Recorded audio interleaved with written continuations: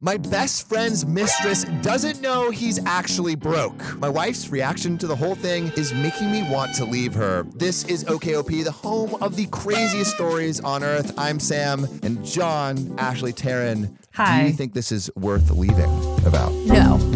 No. Yeah, just off rip. Very little information. Zero context. Go. No. Maybe. Maybe. Well, there is only one way to find out. Spill that tea! No, I wasn't ready. Can we do it again? Let's do it. I jumped so hard. I was like, Well, there's only one way to find out. Spill that tea! And I'd also like to introduce our beautiful guests from their podcast, Unsolicited Advice. Can you actually give a little quick intro about your pod? Yeah, so our podcast is Unsolicited Advice with Ashley and myself, Taryn, and we just have listeners write in and give us stories that they want advice on or they just want to start a discussion about. Bumps into the bike really hard, and so the car ends up hitting the center divider. That car flips. And we give our unprofessional advice.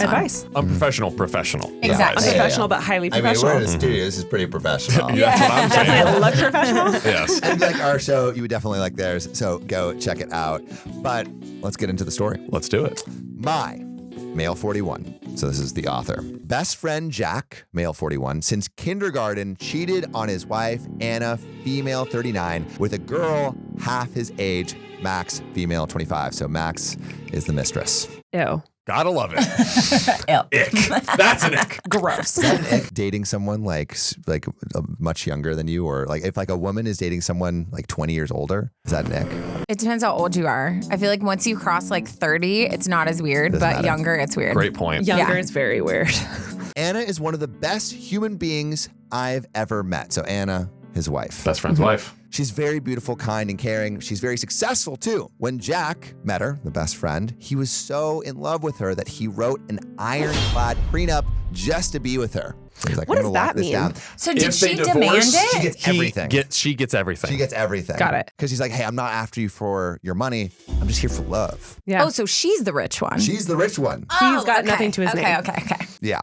Oh, and then in other words, Jack has nothing to his name. He met Max, the mistress, on a work trip, and it was then he cheated on Anna, his wife. Trash. The affair lasted for 2 months until Max made an ultimatum, Max the mistress, to leave his wife for her. Oof. And we love how every great relationship starts with an ultimatum. Oh, yes. That's what we Always know. works. That's a good sign. Jack refused and tried to end the affair, so Max told Anna everything. This broke Anna beyond repair, and she told Jack that she couldn't forgive him. They're in the process of divorcing now, and Jack lives in a small studio apartment near his work. And Jack has lost all hope with, Anna and any reconciliation. So he started seeing Max again. Now they're officially dating. So I have a quick question for you. Is it worse that he is seeing the mistress after there's no reconciliation? Absolutely. Yeah. Absolutely. Well, I mean, worse for who? Because for the mistress, like for me, if I told a guy like, you got to choose me or nothing, and he's like, sorry. And then when that failed, he's like, I'm back. Guess what? I love I'd be you. like, no. Yeah, that's Liar. wild that she was down with that, actually. Yeah, it is wild. Yeah. And she sounds ballsy because she was like, hey, you got to leave your wife for me. So she sounds bold. Yeah. But then She take knows him. what she wants, but like, does she want a cheater? Like, come on. Put an ICU in the comments if you see what's coming. I got a hunch. You got a hunch? I got a hunch, You but got I'm a going to let it hunch. play out. Okay. My wife, Pat, female 32, knows all the details. So the wife of OP, the author. Okay. She is more forgiving and understanding than I am, and I love that about her. She is way more tolerant because I am Team Anna, and there's nothing Jack can say to make me change my opinion. So Anna is the person that is amazing and got cheated on. Best friend's wife. Best friend's wife. That's impressive because he's sticking, it's his best friend, but Yeah. he made a bad choice and he's like, no, like No, right is yeah, right, yeah, wrong is yeah. wrong. Yeah. Now everything is settled. My wife said that she wanted to invite Jack and his new girlfriend to our place. So the mistress. Absolutely not.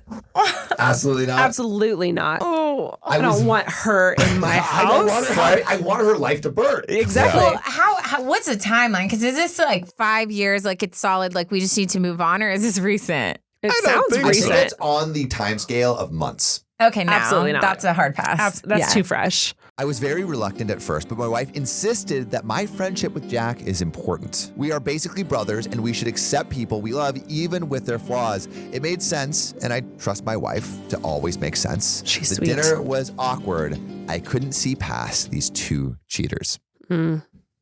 I mean, how could you not? Yeah. And it's like, if she's endorsing these cheaters, is there something, some skeletons? What's she doing? Yeah, what's she doing? Some skeletons in the closet. I think she has a beautiful soul. I think that's very admirable. I don't have that beautiful soul. Yeah. But like, if I did that, if I did something like whack, you would tell me, but would you like exile me forever? We haven't even gotten to a year yet. I would be mad. I would need what is the space. grieving period? Like, I would how need long? space. How long? Well, it sounds like he loves Anna too, like as like a sister. Like his best friend got Yeah. married to this woman Yeah. who he thinks is incredible. That's true, that's You know, true. he's Speaks very talking her highly of up. her. He's saying that she's so sweet, and his best friend, he's literally saying like messed up royally, and he's choosing Yeah. Team Anna. Yeah. He needs space. He needs some space from Jack. So, Jack pretending to be happy and Max overexcited over the fact that she won this prize Ooh, named I don't like Jack. that. I understood then that things won't be the same, but my wife was right. I love Jack, and that's the most important thing right now. Max talked about her upbringing and the hard life she had growing up. She talked about her future with Jack and all the fun they would have. It dawned on me that she didn't know that they couldn't do half of what she's dreaming on Jack's salary. Oh. It dawned on me. And why she is so willing to hurt an innocent woman that way. She had learned to know Jack, who had lived in fancy hotels and drove a fancy car.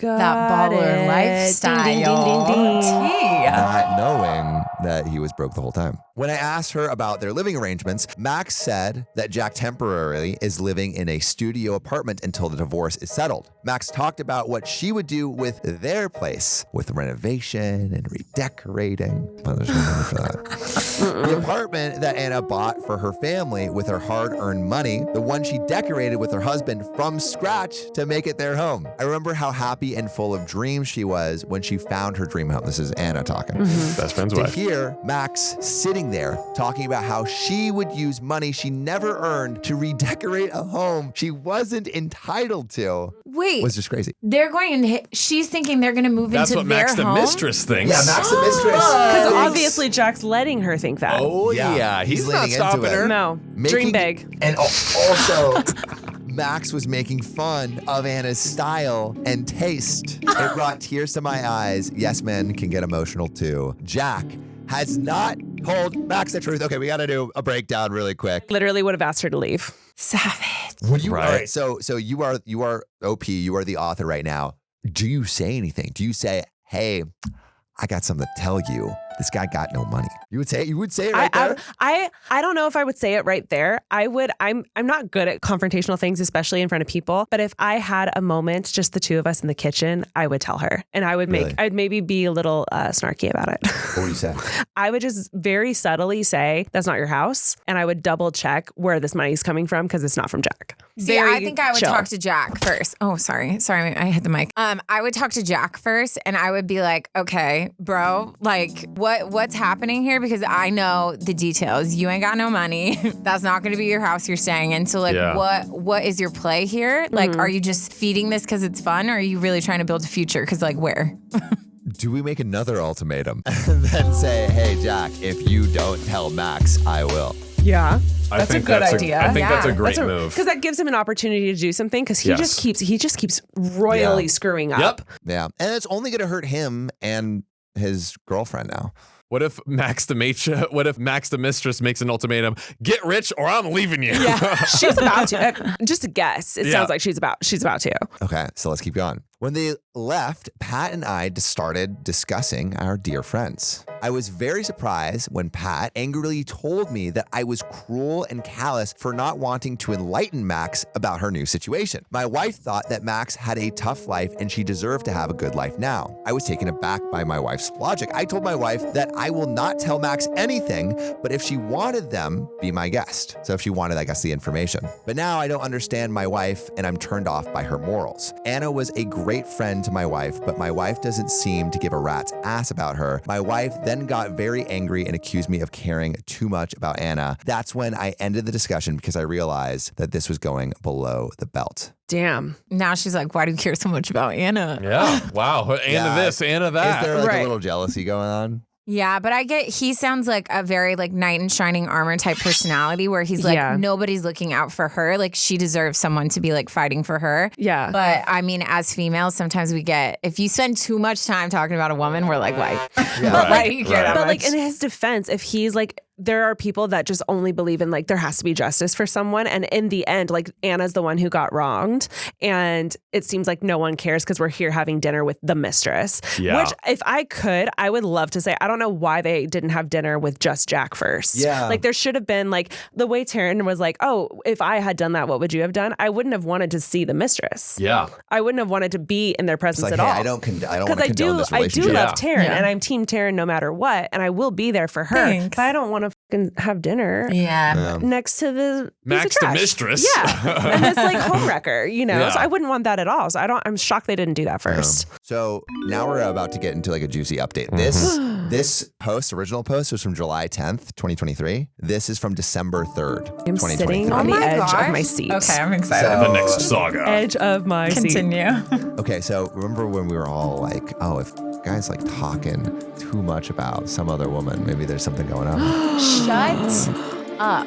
I knew This it. is I the felt title. it. Update. I have fallen in love with my best friend's ex-wife. I knew it. I knew it. My previous post here opened up my eyes. Thank you. You guys just broke up a marriage. Whoa. We are the messengers. Don't shoot us. Wow. Oh my gosh! Holy crap! So the I kind of wife saw was this. right. Yeah. So They usually this are. is so convoluted, but I will try my best to make it make sense. Be patient with me. Okay, so about my wife, Pat. Sometimes you think you know the person you fell in love with and you're married to, but then something serious happens and your relationship stands in a trial, something divisive, and you find yourself standing on the opposite sides. You start wondering about the person you chose to create a life with and wonder why you love them when they're so different from you. You realize that you were probably in love with the version of them that you created in your head. We had a lot of discussions, Pat and I, so Pat the wife, about how I felt about her new friendship with Jack and Max, and she ignored my disdain for what they'd done. I understand that people fall in and out of love and they move on, but then other people and their surroundings also should have feelings or opinions about these decisions. Nobody is right or wrong. Pat's approach was very non-judgmental, which is obviously very admirable, but I think I found myself on the opposite side, while Pat insisted on inviting Jack and Max, forming new friendships with them. So Pat, again, taking the side of Jack and the mistress, and OP kind of taking the side of Anna. The more I hung out with my former best friend and his mistress, the more I disliked them and realized they are not the kind of people I want in my life. And by extension, the more I disliked my wife, Pat. Our disagreements got more intense and more frequent. I told Pat that this wasn't working out for me anymore, and she accused me of choosing a pathetic loser over our marriage. That's mean. That's a little cruel. Right? Anna's been got through enough. cheated on. Truly. Freaking She's harsh, going through a Pat. divorce. Of course, she's entitled to believe whatever she wants. That was not my reason, according to me. And the truth is probably something in between. Very think about- self-aware. Yeah, OP. Totally. Yeah. I mean, this is like a very non-judgmental analysis of Yeah. what has gone on. But what do you think about the wife just like throwing out that judgment? Because she doesn't sound like in that moment, it feels maybe it's the jealousy getting But involved. also, I don't think that's her voice. I think that's Jack and the mistress's voice because she's been hanging out a lot with them. And Right. I guarantee they're talking trash about Anna. So now that's become like her narrative, I feel like, too. Right. That's a good That's a point. great point. It could be Yeah. just planting seeds of like, oh, this is why, it was so much better for me to leave Anna Yeah. because of If this she- and that. And if she's been picking up on the fact that her husband might have feelings for Anna, then that's just feeding a fire that's already going on, right? Nuclear gasoline. So she's like, yeah, I agree with that because I feel like he likes her. right. Oof. So now we're going to dive into Jack and Max. We just covered Pat, going to Jack and Max. Pat told Max and Mistress that Jack, my best friend, is actually not the one with the money, like he had been pretending. And while he is probably not going to be totally empty-handed in the divorce settlement, it won't be the amount that would allow all the dreams and plans she's made, especially when Anna is getting full custody. Oh. So the news is out. The can of worms is out of the can. Keeping the money and the kids. Yeah. You know what's interesting is she was like telling her husband, you're not being a good friend to Jack. You got to be loyal to Jack. But then she's the one that goes against Jack and tells the mistress that he does. Like, make it make sense. Maybe in a weird way, that is the best thing for the relationship, to just have everything on the table. So maybe she's like, I want Max and Jack to be together so there can be no secrets between. You know what's weird? I feel like she's riding for Max the Mistress the hardest. She is. Kind of, right? Because didn't she say something like she's already been through a lot? Been through so much. She did. We just let her have like. She's been a mistress. Whoa. She has. You're more sensitive to situations that you have firsthand knowledge. I'm just saying. Yeah. If that is not a reading the tea leaves. That is a I'm just saying. I think we got a little conspiracy going on. Oh, yeah. I might be putting on my tinfoil hat. 8+4, Sherlock. Thank you.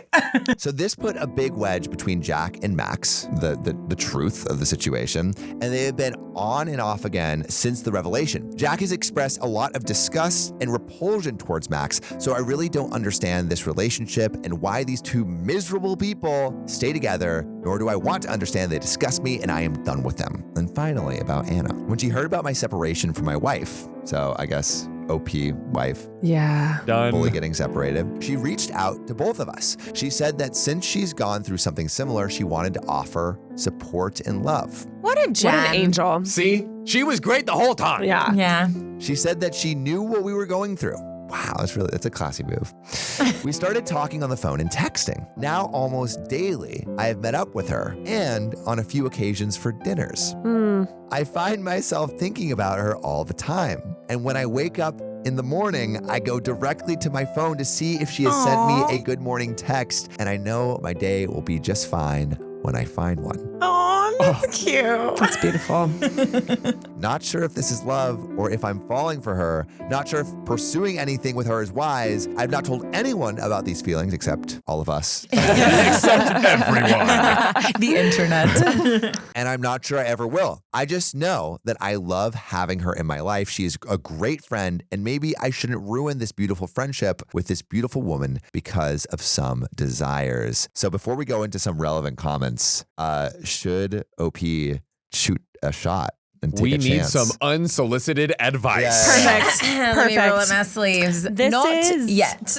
This is that time in the relationship that's delicate. I think she's gone through stuff. I think he's gone through stuff. If he were to jump into anything with Anna whatsoever, Anna's just going to be like, too much is going on with you. Yeah. Too much is going on with me. This feels like a rebound. I don't like that. She has kids involved. Yep. We don't want rebounds when kids crossing. That sounds messy. I guarantee it would be overwhelming for both of them. I'm not saying it doesn't have to happen or it can't happen. It just needs time. How much time, you think? At least a year. I would say at least because like you don't want to like At the very trauma least. bond and Yeah. like build on that. Like I feel like you need some separation. Obviously they both adore each other as people. So I don't think that's false. But I think that if your person's meant to be your person, a little time is not going to take away from that. So I think they need to let the dust clear, let it all move, because what they could build could be beautiful. And you don't want it to be built around the scandal of like, oh, well, they liked each other the whole time. Like let some Distance of the yourself from It's that. a classy, respectful move to give her space and honestly to give yourself space. And it puts you both in a better place foundationally to build a relationship. What do you think OP will do? I think he's going to shoot a shot. He's going to shoot it, but he does see like he's like, I don't want to ruin our friendship. So I feel like his head's in a good place. I like He's that he trying to hasn't be told respectful. anyone. Yeah. Yeah. I love that he hasn't told anyone. That makes it even better. So I think I could see him going through and saying something, but like he could hint at stuff and not like actually present like, hey, like I feel like we should get together or something Or like like that. keep building the friendship, Keep building right? that. Like Like, being keep there being supporting. there for her. Yeah. It already seems somewhat like they're going into dating arenas with these like Dinners? Yeah. and Good morning texts. morning time. I mean, that Every is day? so flirty. Like, Yeah. that is Yeah, like yeah, boyfriend yeah. girlfriend stuff Well, at if the they're very already least. there, maybe having some kind of conversation would be helpful of being like, hey, what's going I on? adore you and I want to be there for you. And I would love to like have a beautiful relationship right now.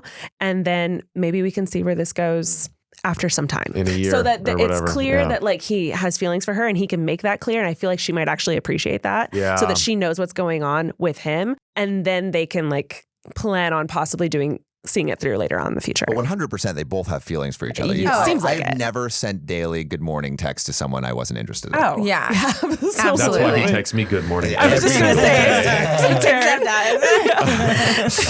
So, relevant comment. So, D Nina 1292 says, I remember your first post, the one we read previously, and I remember how I didn't like how your wife responded to the whole cheating and becoming friends with the mistress as you painted it. So, before you pull the trigger on possibly blowing up 2 friendships, going further, if that's what Anna wants, make sure you're divorced first. But other than that, live your life how you want. You only live once. As far as your former friend, misery loves company. Those two deserve each other. And then OP responds, that's what I'm planning to do. I have no plans on confessing to Anna, and I honestly don't even know what she feels about me. What I know is that I'm glad that we are friends again, and I think she is too. I feel like there's definitely feelings. I think No, there are feelings. But you know what? I think it goes to, OP's very respectable behavior of like, I do not want to assume that she has feelings. I feel like that's maybe where it's Which is from. classy. Very I love classy. that. And then Mobile Different says, yeah, I don't know why everyone's mad. Your wife was basically supporting cheating. You're not even cheating. You separated and a friendship bloomed because of it. Birds of a feather flock together, AKA if my partner wanted to be friends with a cheater and their mistress, I'd assume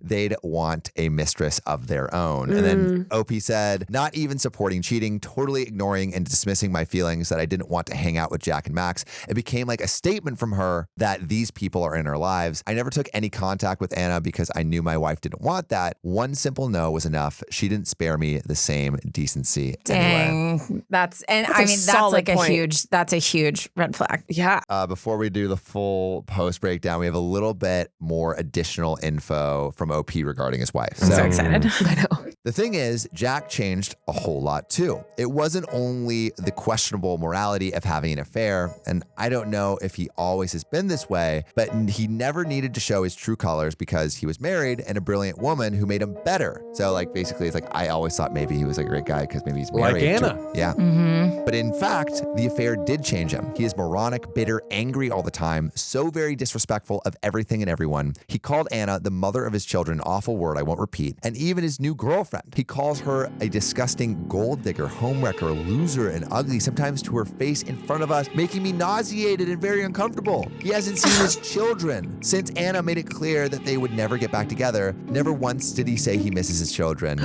Even I miss them greatly, probably more than him. And Pat has seen all these changes and it doesn't bother her. Pat, the wife. Not even a little. What she told me was that he will have more children with his new girlfriend. Wait. Oh my gosh. This is next level. I remember Next the level fight we tea. had after this conversation. I never really recovered from it. It is true what they say that people show their true colors when time is bad.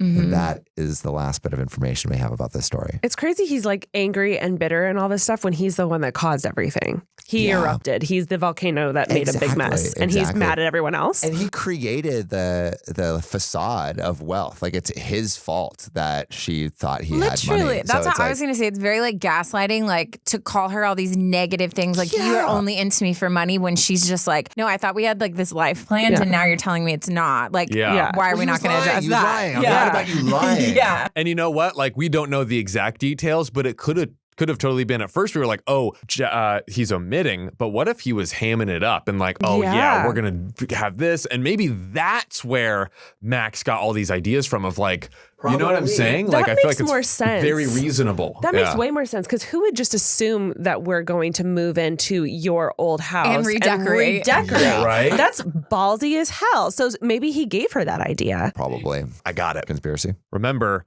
after Anna the wife wouldn't take him back, he's like, okay, now I go back to you. Maybe he was using that as a way to convince her to get back and be in a relationship like with him. chess piece. He's And like, now he's bitter. listen, baby. Yeah, it didn't work I know out. it didn't. I know it didn't work. I know it feels like I'm coming back to you, but I'm gonna give you this beautiful home. We're gonna redecorate. What is your dream vision? I'm gonna give it to you, baby. Damn. Yeah, I mean, we're like the kids thing. Like we're teetering on like a little bit of like sociopath because like how do you care about your children until your wife is like we're never getting back together and then you're like okay never see you they again, were never cool. talk to you. Insane. Yeah. I could That's never nuts imagine. to me. Like, I think he's showing so much of himself, which is why OP is like, I don't, like, you're not the person that I knew. So it's not even like he's going against his friend. Like, his friend no longer, RIP, your old friend. Like, he's not there anymore. Yeah. I think where it ended is honestly the best. Yeah. That it could like everyone showed their true colors, and the bad people went with the bad people, and the good people stuck Yeah. together. Yeah. That's what it Good seems like. wins. Yes. Yeah. Kind of wholesome ending, Kind of, sort of, maybe. John, do you have another story for me? I do. Hell yeah. These stories are great. Oh, we brought the tea. New boss was super handsome before I found out he's my dad. Dad? Daddy. Papa. Papi. I, 22 female, have been working since I was 16. Hard worker. Nice. Even throughout college, and I have been diligently moving towards finally getting what is basically a dream job for me. I work for a small business of about 50 people, and my boss, Ron, 55 male, the owner, is very involved. And I want to be involved with him. Ew. By the way, this comes from Easy Rest 8051 on the r/OK Storytime subreddit. I want to rest in Ron's lap. Ew. Cuddle up. When I first met him, I was struck by what a handsome older man he was, and we immediately clicked. Even during the interview process when we spoke, I just thought he had a good vibe, and especially in combination with the positive and laid-back culture of the company, I was glad to start up my job. Okay. How old is, how old? 22. 22. Okay. And Ron is 55. Dang. That's an age gap. He's old enough to be your dad. Anyway, I was talking about my job with my sister Luna, 17 female, and she said my boss was handsome. All the daughters think that their dad is handsome. I mean, he's a man in power. Silver fox. Silver fox. I actually agreed with her when we were looking at some pictures of my workplace and the social media accounts of Ron and my coworkers. At that point, my mom, 45 female, noticed and came over, curious to have a look. I showed her the picture of Ron, and she paused. She looked more closely. She asked me his name, and I told her and showed it to her. She paused. She looked at me, and she said, "That's your father." What? Whoa. Dude, Whoa. that's some Star Wars kind of stuff. How? Like I'm Leia. confused how she didn't, tell her before. How is this just coming out right now? Well, she wanted her to first be like sexually attracted to him and then Ugh. bring out Ugh. the truth. Just like she did. Just like she did. She wanted her to have the same experience. Yes. That's so Weird. weird. I just don't Imagine crushing on understand. your dad. That's so weird. I just don't understand how, if she knew who he was, why did she keep it from him? Or keep From it from her? OP? Again, wanted her to crush on him first. Oh no, I typed something. She paused again. She looked at me and she said, "That's your father." I was obviously shocked, and I was also squicked out about having thought he was handsome. I would be squicked out too. I asked my mom if she could confirm, and she said, "Yes, that's definitely him." I have known since I was young that my father, 50 male, who had raised me, was not my bio dad. Okay. My parents had some mutual infidelity issues early in their relationship. Mutual infidelity issues. That is such a corporate way of saying they were cheating on each other like crazy. Cheating. My mother never told me who my real father was, though, and said he was just a one-night stand. She said that she didn't actually even know his name, just a shortened version of his first name. His name is Ron. Maybe it's a fake name. Yeah, it could be Ronald. I don't know. I feel like you can, Rondon. make some assumptions. If she was like, I didn't even know his full name, just Ron. What could that possibly stand for? It's Ron Dog. That's his real name. She instantly recognized him even 20 years later, and she said that the name can't be a coincidence. She told my dad that I ended up working for my bio dad and that neither of us knew. My dad said that it doesn't change anything, and he reassured me that I am still his daughter. And he said that I probably shouldn't say anything unless I just really, really need to have that kind of connection with my biological father.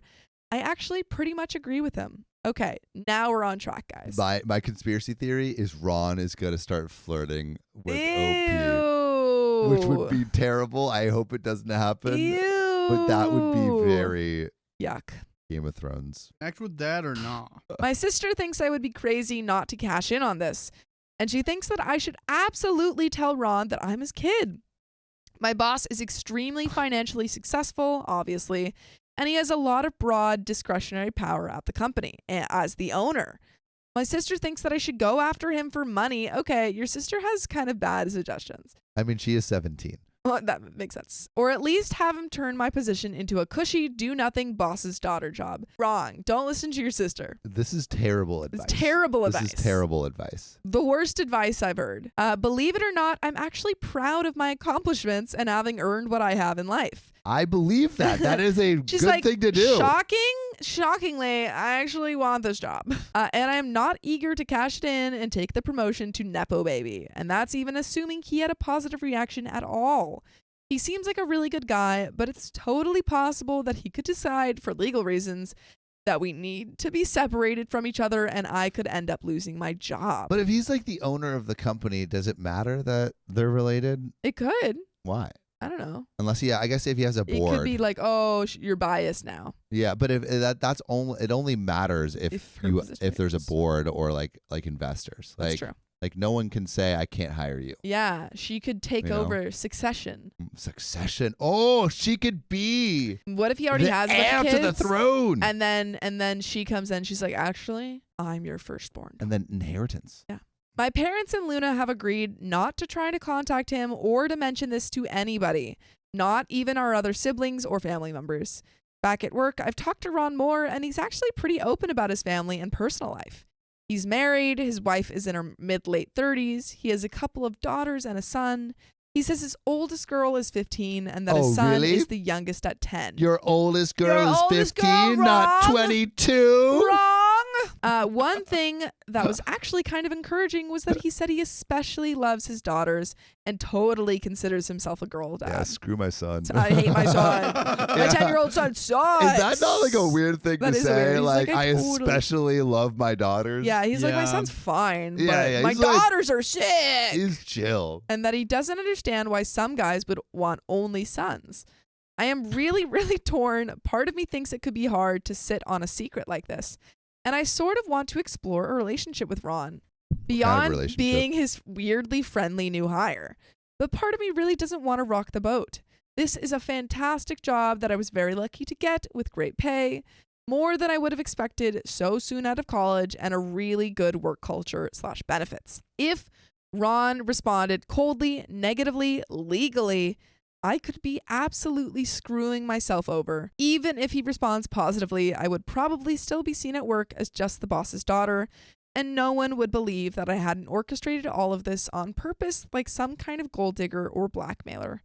I actually don't want him to feel like he can't be my boss or to stick me in a cushy do-nothing position as some sort of apology for not being in my life. And how could he ever believe that I didn't know already? And by the way, you can join us live on YouTube every weekday at 3 p.m. Just tap our profile. Real quick, 62% of people say nah, do not tell. Do not tell? Or do not connect. If I was in this position, I would say something. Say tell. I would say something. I mean, I feel like he deserves to know. He deserves to know. Especially you deserve to tell him. Have the opportunity to have a relationship, like a father-daughter relationship. Yeah, with him. and it's perfect. He's a girl dad. He loves his daughters. Especially. And that doesn't discredit the relationship you have with your other dad. I say do it. I say do. Dude, and tax write-off. You get up to $6,000 that's not taxed for the kids if they're a part of your LLC. That's true. Luna thinks I'm nuts for not going for it and cashing in as hard as I can, but my parents are more on my side, and even though my dad hasn't said anything, I'm worried that he might feel threatened. I love him more than anything in the world. I've always been a daddy's girl, and I never felt like I lacked a wonderful father.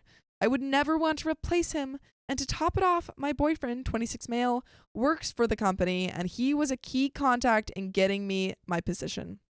I barely even thought about how this might look on him if things go one way or another. I don't have trouble holding things in, confidence, or keeping things private. I'm pretty sure I probably could just sit on this and never bring it up until maybe after Ron retires, if ever. But I don't know if that's what I want to or should do. Should I never say anything? Should I keep it in my back pocket just in case? Would I be the a-hole if I just pretended I didn't know any of this? I don't think you're the a-hole for pretending you don't know anything, but if you want to know, you can. You can I don't reach think out it will. to him. If he seems like a nice guy, I don't think it will be as detrimental. Yeah, exactly. And I don't like if he's Hopefully. also like good at his job, he's not going to jeopardize. No, He's not going to do anything that would jeopardize your job or I don't think so. the business or anything. Yeah. So Dixie Blue Steel says, just walk by and say, "Hey, Daddy." Hey, Papa. Puppy. I accidentally revealed my fiance's income, and now my siblings think I'm a gold digger. Or maybe they're just jealous. What? I, 29 male, have a corporate girl fiance, 31 female. Very hardworking, ambitious, super smart, and has an MBA. So it's not very surprising that she is climbing that corporate ladder like King Kong climbs the Empire State. Or like I climb at the climbing gym. That's exactly what I was thinking. Thank you. I'm glad that we were both on the same page. Yeah. She is now the marketing director of a company that boomed during the pandemic. More on this later. By the way, this comes from u/rich girl poor boy on the r/OK Storytime subreddit. So, whereas here I am, lost and directionless at 29, working a night fill position at the local supermarket. We met in 2017 at a time when she was very undercompensated from an old job until she moved to her current job in 2020. Now, my family knows she kind of fit the Asian overachiever stereotype. Her words. It's like, I didn't say that. I didn't say that. It wasn't me. It wasn't me, I swear. And they know she works in marketing for a big brand. But I guess they never expected her to be rich, income-wise. We live together, and I'm proud of myself for not being a mooch. However, my total income goes to bills, going out expenses, and the occasional flowers and gifts. I pull in $1,000 a week after tax, which is livable and some in today's economy. Absolutely no room for savings, but we are at a point in our relationship where I know she's got me if I do need money. She has verbally expressed this countless times. So you guys are chill. Yeah, No problems. Yeah. Sounds like it. We also share the same values when it comes to money, which is we're not show-offs. We even share one car. She works from home most of the time now, and it is a 2022 Toyota Klugger. We eat whatever we want to eat, and we rent in a good part of town. A house will be built after we get married. That's probably our biggest chunk of our expenses, but we and she doesn't shop much. Now, this is where I might be the a-hole. My family is poor. All three of us kids didn't go to college. We lived in government housing at some point in our childhood. You get the drift. My sister works as a mechanic and my brother works in a fast food joint. Now, my mom was involved in something 2 years ago and won a lawsuit and got a couple of million as a settlement. Whoa. That's a lot of money. Since then, she bought a house and promised to help us out. She's given us each, her kids, $20,000 in February of 2023, and then $10,000 July 2023, Damn. and then $5,000 April of 2024. It's a good mom. It's a great mom. And another $5,000 2 weeks ago. Majority of the money she gave, I contributed to me and my partner's vacations and household expenses purchases. My brother moved in with my mom and keeps her company in her new house. Yesterday, we all had dinner at mom's. Since my brother lived there, he showed me his new $2,500 computer and he seemed really stoked. My gaming laptop conks out here and there due to overheating, so my brother teased me to get a new one as well, since he knows I just got money from mom too. When we were at the dinner table, my brother said something about me getting a new computer again, and without thinking, I turned to my partner and joked and said, well, now you know what you can get me for Christmas. I can't remember who spoke first, but my brother and sister both said that I can afford it, so no need to ask for such an expensive gift. My idiot brain decided to reply with, my fiance earns $40K a month and $2K is nothing to her. Okay. Okay. Don't know if we needed to say that. Yeah. I feel like the first part, like saying Christmas gift is like fine. That's fine. That's but, totally but innocuous. Then bringing up like, yeah, actually, my fiance makes $40,000 a year. like putting on your glasses, nothing. rolling out the receipts and like doing our taxes. You know what I mean? Like, I don't know if I would ever say something like that, like off the cuff. Yeah, that's like so specific. You don't need to. You're telling people. You've been telling people that. Yeah, this doesn't feel like a first time. Yeah, this is like a. Yeah, my fiance makes a lot of money. Right, or at least something that you've been thinking about. Like, you got that locked and loaded. Yeah, you're like, my fiance's gonna buy me a computer. Yeah, like, it's nothing to her. As soon as I said it, the table went silent, and I felt my fiance freeze. My sister broke the silence and was very much WTF and asked if that's true. My poor fiance does not know how to lie and was prodded to give more details about her personal finances. I tried to change subjects, but no one was letting it drop. She basically had to explain that she earns an obscene $850K annually. Ooh, wow, that's a lot. That's a lot of money. That's a lot. Basically, in the last 4 years, the company that she works for has grown 300% due to her direct efforts, hence getting the pay bumps. She is basically attached to the hip with the owner. So in the last few years, I kid you not, she jumped from 180K to 300K. Oh my To God. 600K base pay, then bonuses that can make her total annual up to $850K, which is what she got in 2023 and looking good to net that as well this year. I feel like OP's definitely telling a lot of people this because he's given us like he's details. telling the whole internet. The whole internet exactly like everything about her finances. I think he's just really excited about he's like, guys, my partner is so cool. It's a very new income level for her, so it's not like she's a multi-millionaire yet. And to defend myself, we have given expensive gifts to each other before. She has given me a PS5, really expensive leather boots, etc. And I have given her an iPad Pro, Apple Watch, and more, so it's not too impossible to be gifted something in the thousands. It's not like that all the time, and we take delight even with simple gifts. For my last birthday, she got me a funny shirt that I love, and it probably cost $15. By the way, a simple gift to us would be joining us live every weekday at 3 p.m. PST. Just tap our profile. Just tap it. We would it's love such a simple gift. Such a simple gift. Doesn't cost $2K. No. Yeah, but there's another relevant update. But what are we thinking so far? I think OP is the a-hole, but like not in a malicious way. Just in you misspoke and you probably shouldn't have said that. Yeah. I feel like OP's not a gold digger. No. I don't think that's where we're at. I don't think it's inching towards that because they started dating when she was not getting paid very well. Yeah. You know? So OP's been there from the beginning. Yeah. This is a Shark Tale, the guy but the girl who's been there from the beginning, and then there's also that gold digger fish. But OP's not that movie. That movie. And OP's not the gold digger fish. OP's the other one. Yeah, exactly. Mm-hmm. It's like fine. Like, he didn't need to go ahead and spill her expenses to the family, especially now that the family is like really interested in it. I'm a little bit worried questions. I'm worried that the family's gonna be like, well, we want money now. Yeah, me too. Like, I feel like if the family is blaming OP for being a gold digger, maybe they're just projecting. Maybe they're about to start digging for gold. My brother and sister pulled me aside after dinner and said I was the greediest person they've ever met for accepting mom's cash when my partner is so loaded. Whoa, I didn't know it would take that turn. Okay, that's so... What? That doesn't even... Like, they just want more money? I guess. Like, they're like, oh my gosh, you have all this money with your partner, so why are you taking mom's money even though mom gave it to you? There wasn't a FAFSA application.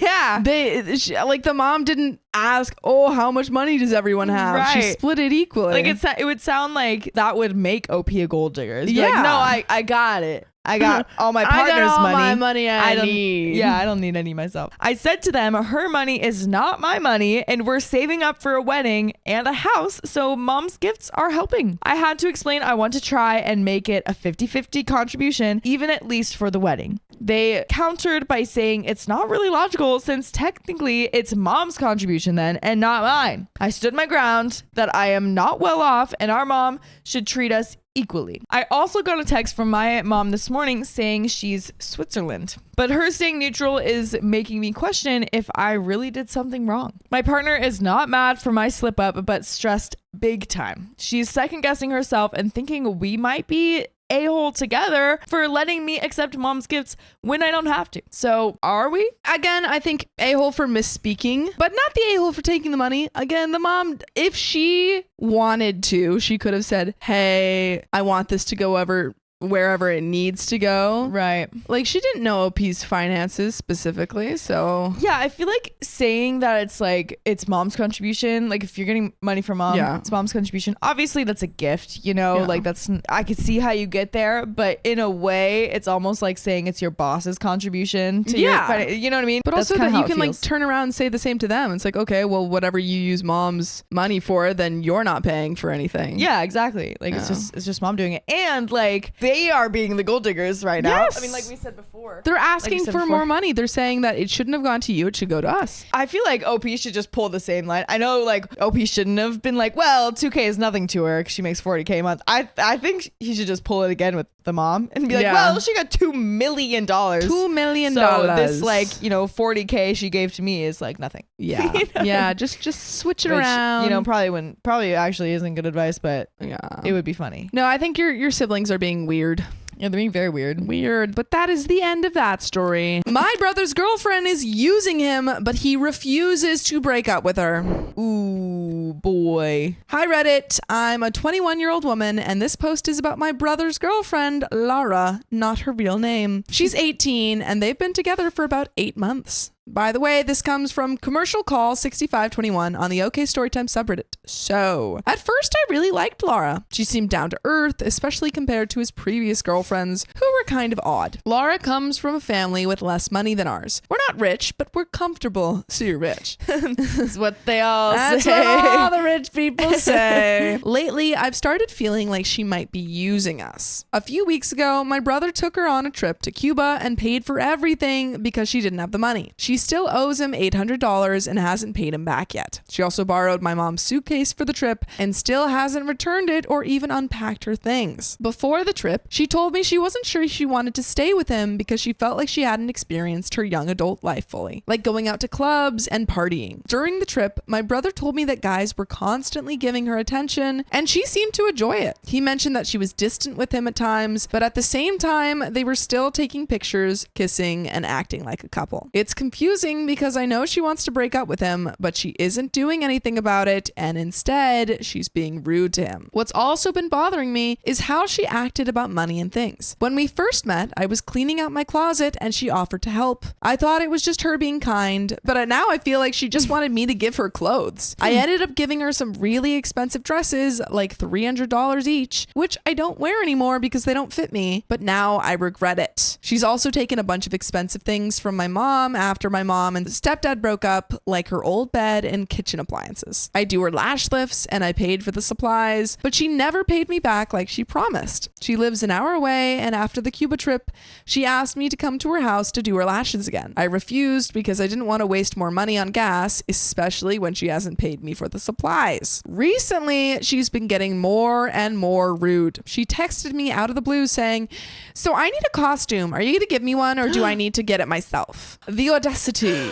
That's insane. That is pretty audacious. Wow. How you gonna say that to someone who's been giving you like lash lifts and clothes? Yeah. And $800 Cuba trips. No. Yeah, like it's one thing to like, you know, be mooching this much and like getting all these free stuffs, but it's another thing to just rude moocher. Yeah, then straight up just ask for it. That's crazy. That's crazy. Audacity. I was taken aback. Why should I be responsible for her costume? When I asked if she had any idea what she wanted to be, she just said, I don't know. She doesn't even know what she wants to be. That's just crazy. Oh my God. She was also mad at me for doing the Halloween decorations without her because she wanted to help, but I did it on a Saturday night around 9 p.m., so I didn't think it was relevant for her to come over and help. She wants to go clubbing for Halloween, but honestly, I'm not in the mood to party, and I have a lot of homework. My brother wants me to go so we can hang out with some friends, but now he wants to go to the club to check on her and see if she's gonna cheat because he thinks she might have already cheated on him. Then he needs to break up with her. If he thinks that she's already cheated on him, she's terrible.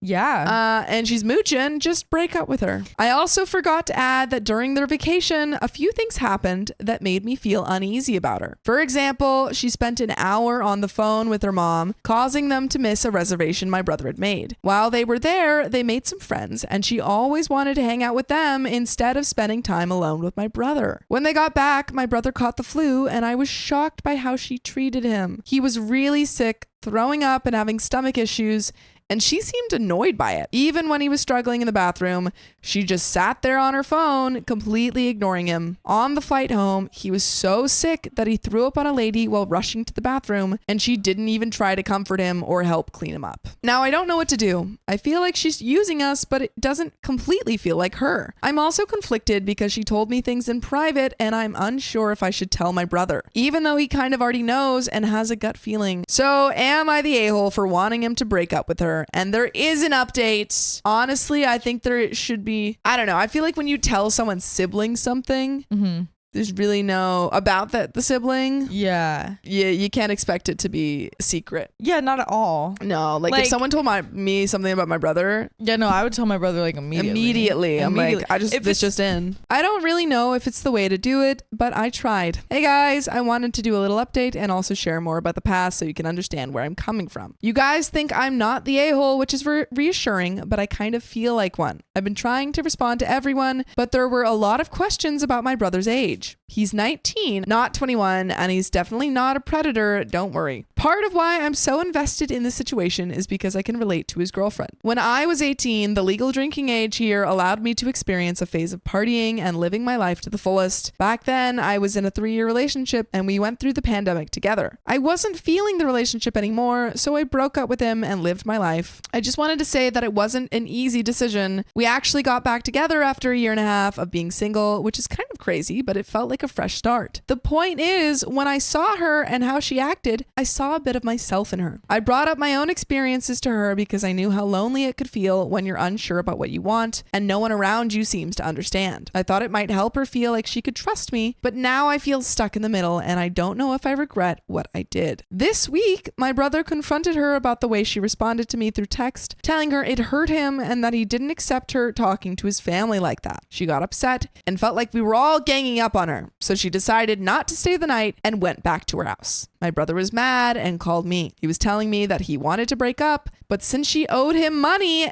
he wanted his money back. That's when I told him when she had confessed to me, and I felt awful because I had promised her I wouldn't say anything. I initiated that conversation, so I felt like the fallout was all my fault. But this morning, my brother called me before work and said she texted him asking for a break. He was furious and told me he planned to get all of his things from her place and end it. She's going out to a big city with her sister next weekend, and he thinks she wants to use that time to meet other guys, and he made it clear that if that's what she wants, he's done. She said that wasn't her intention and that she just needed some time, but he wasn't buying it. How did she switch this on him? He was about to break up with her and she was like, I want a break. I feel even worse because I can't help but think that if I hadn't shared my experience with her, maybe this wouldn't be happening. But then again, I keep telling myself it would have come up eventually. Some of you were asking why I'm so invested, and here's some background. My brother is a kind and gentle person, but the problem is that people often see his kindness as a weakness, just like my stepdad did, and they take advantage of it. My stepdad was psychologically abusive towards my brother, constantly calling him names and mistreating him. I didn't include this in my original post because it's something that still hurts me deeply. At the time, I wasn't living with them because I chose to stay with my dad to avoid dealing with my stepdad's behavior. My stepdad couldn't manipulate me and I didn't let him get under my skin. I was the only one who could stand up to him, and things got really heated after my mom finally broke up with him. Good. One night, things got so bad that my brother showed up at my dad's place with all his belongings because stepdad had almost attacked him. Thankfully, my brother got out before things escalated. My mom didn't fully know what was happening because she was also dealing with her own abuse from my stepdad, but that night she realized it was enough and ended the relationship. Afterward, my brother moved in with me and my dad. Later, when my mom sold the old house and bought her current one, she and my brother moved in together. They're both doing better now, but they're still in therapy because they went through a lot. After he told me everything that happened, I felt so guilty for not being there to protect him. It still feels like I failed in my role as a big sister and a daughter. Growing up, I always felt responsible for protecting my brother. When our parents got divorced, I tried to keep him occupied whenever they were fighting so he wouldn't hear the arguments. I heard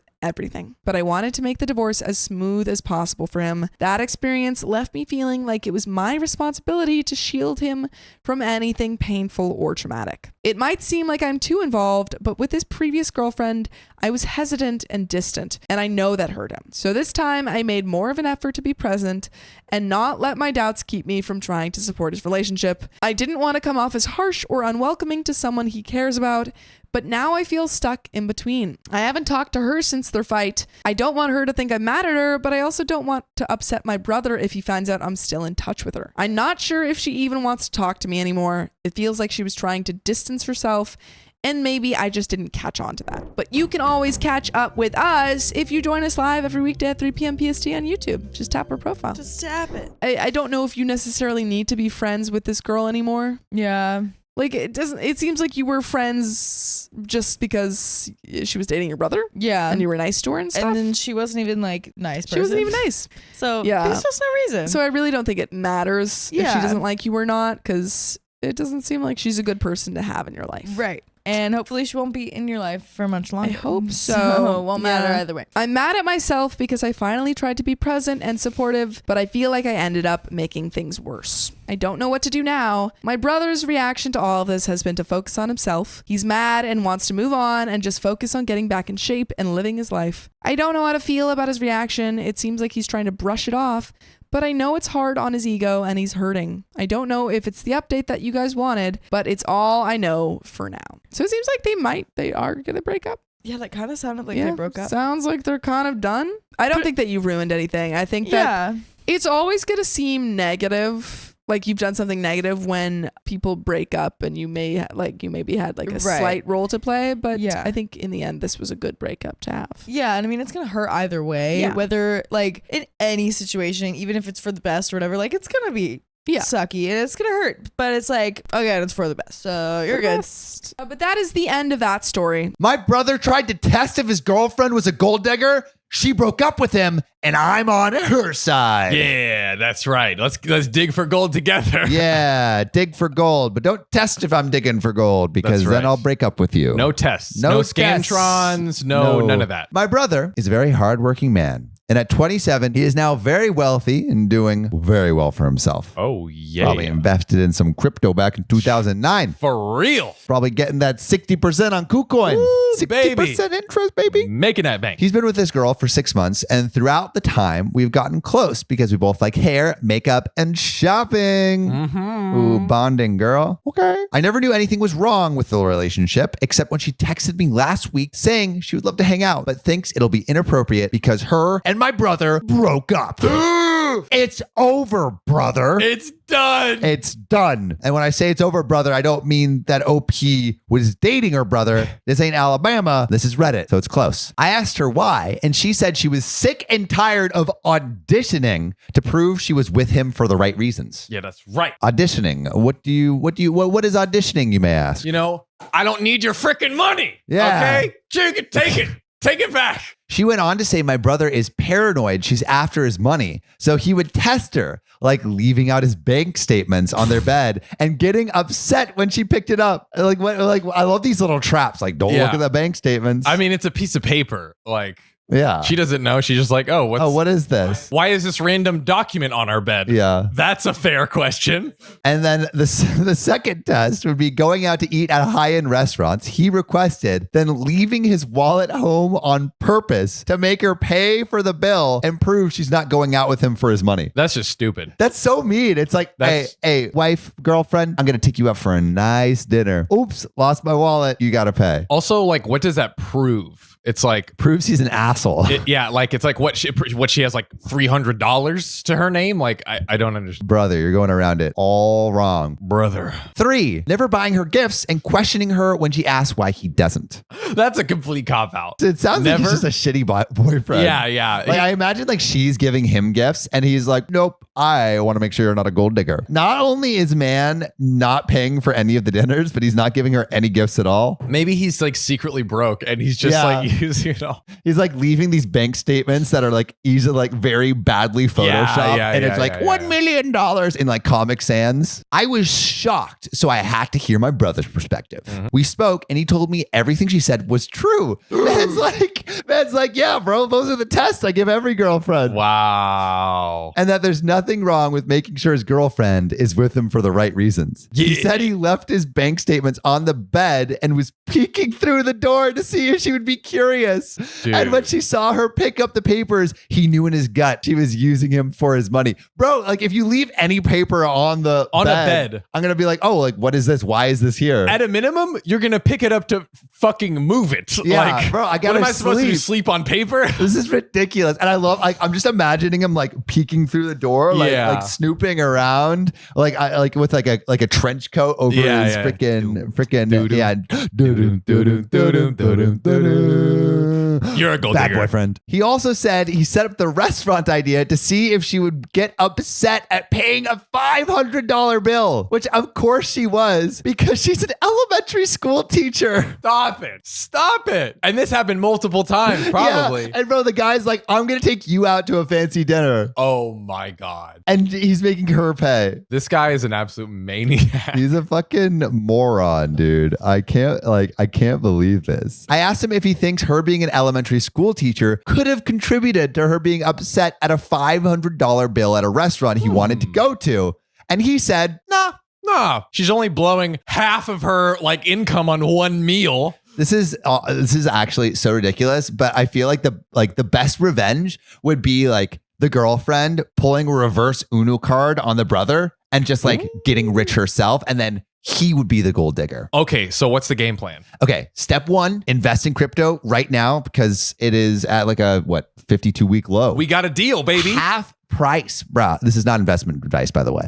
And then once you invest, 60% from KuCoin interest yearly. Yes, and everyone who signs up with our link gets $25 free when they trade with $100. Like, it's a no-brainer. Dude, check the link in bio. Get your free money. Get it, baby. Pull that reverse Uno card. So the brother's backing all this up. He said the straw that broke the camel's back, the proverbial camel, as they say, was when she asked him why he hasn't bought her a single gift since they've started dating, when she bought him a gaming console and new rims for his car. And he knew because of that question, she was discreetly asking him to buy her an expensive gift. She's Rims thoughtful. for his car has to be like at least hundreds to thousands, and a gaming bro. And she's an elementary school teacher. And man apparently has buckets of money and is doing shit. Allegedly. He confronted her and said he thinks she's with him for his money. So she said, let me do us both a favor, and dumped him on the spot and blocked his ass. Err. That's right. Take matters into your own hands. Yeah, she deserves better, honestly. He's upset about this gold digging bitch.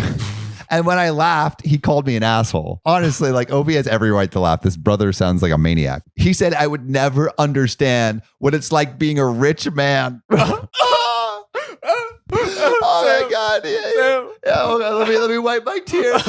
Oh, it's so hard being a rich man. Oh, I don't know where to spend all my money. Dude, honestly, rich men have it the hardest in this world. Dude, that is literally the biggest fact I've ever heard in my life. Think of like all the prejudice that has happened in the world. Dude. Everything. People want your money. And what are you going to spend it all on? I have to buy Twitter. Yeah, dude. To spend $45 billion. But if you call 1-800-HELP-A-RICH-MAN, you can donate today to pay for a fund to help him figure out where he should spend his money. Wow. Help a rich man today. But I told him if he thinks a woman will be okay with his tests and auditions, he's delusional as hell. Amen. Yeah. If he doesn't want to be used for his money, he should start dating people as wealthy as him, or leave lower income people alone if he's not going to be genuine in his relationships until they pass the test. This guy's dumb. Like, could you not think of a better test than forcing your partner to pay for $500 meals? Like, I think honestly he's insecure and he's like, why else would this girl be with me if it wasn't for my money?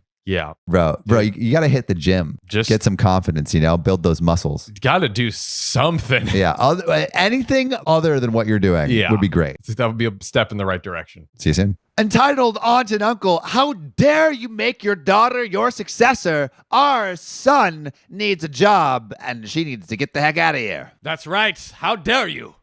My boyfriend's father recently announced that he has plans to retire in a few months and hand over the reins of his company to his right hand, i.e. his daughter, and my boyfriend's sister, Shania. She has been working for him for over a decade and has played a pivotal role in growing the company. She's an astute business person. Everyone agrees that she is the ideal candidate for the job. Sounds solid. Sounds good. Everyone except the boyfriend's paternal uncle, entitled uncle, and his wife, entitled aunt.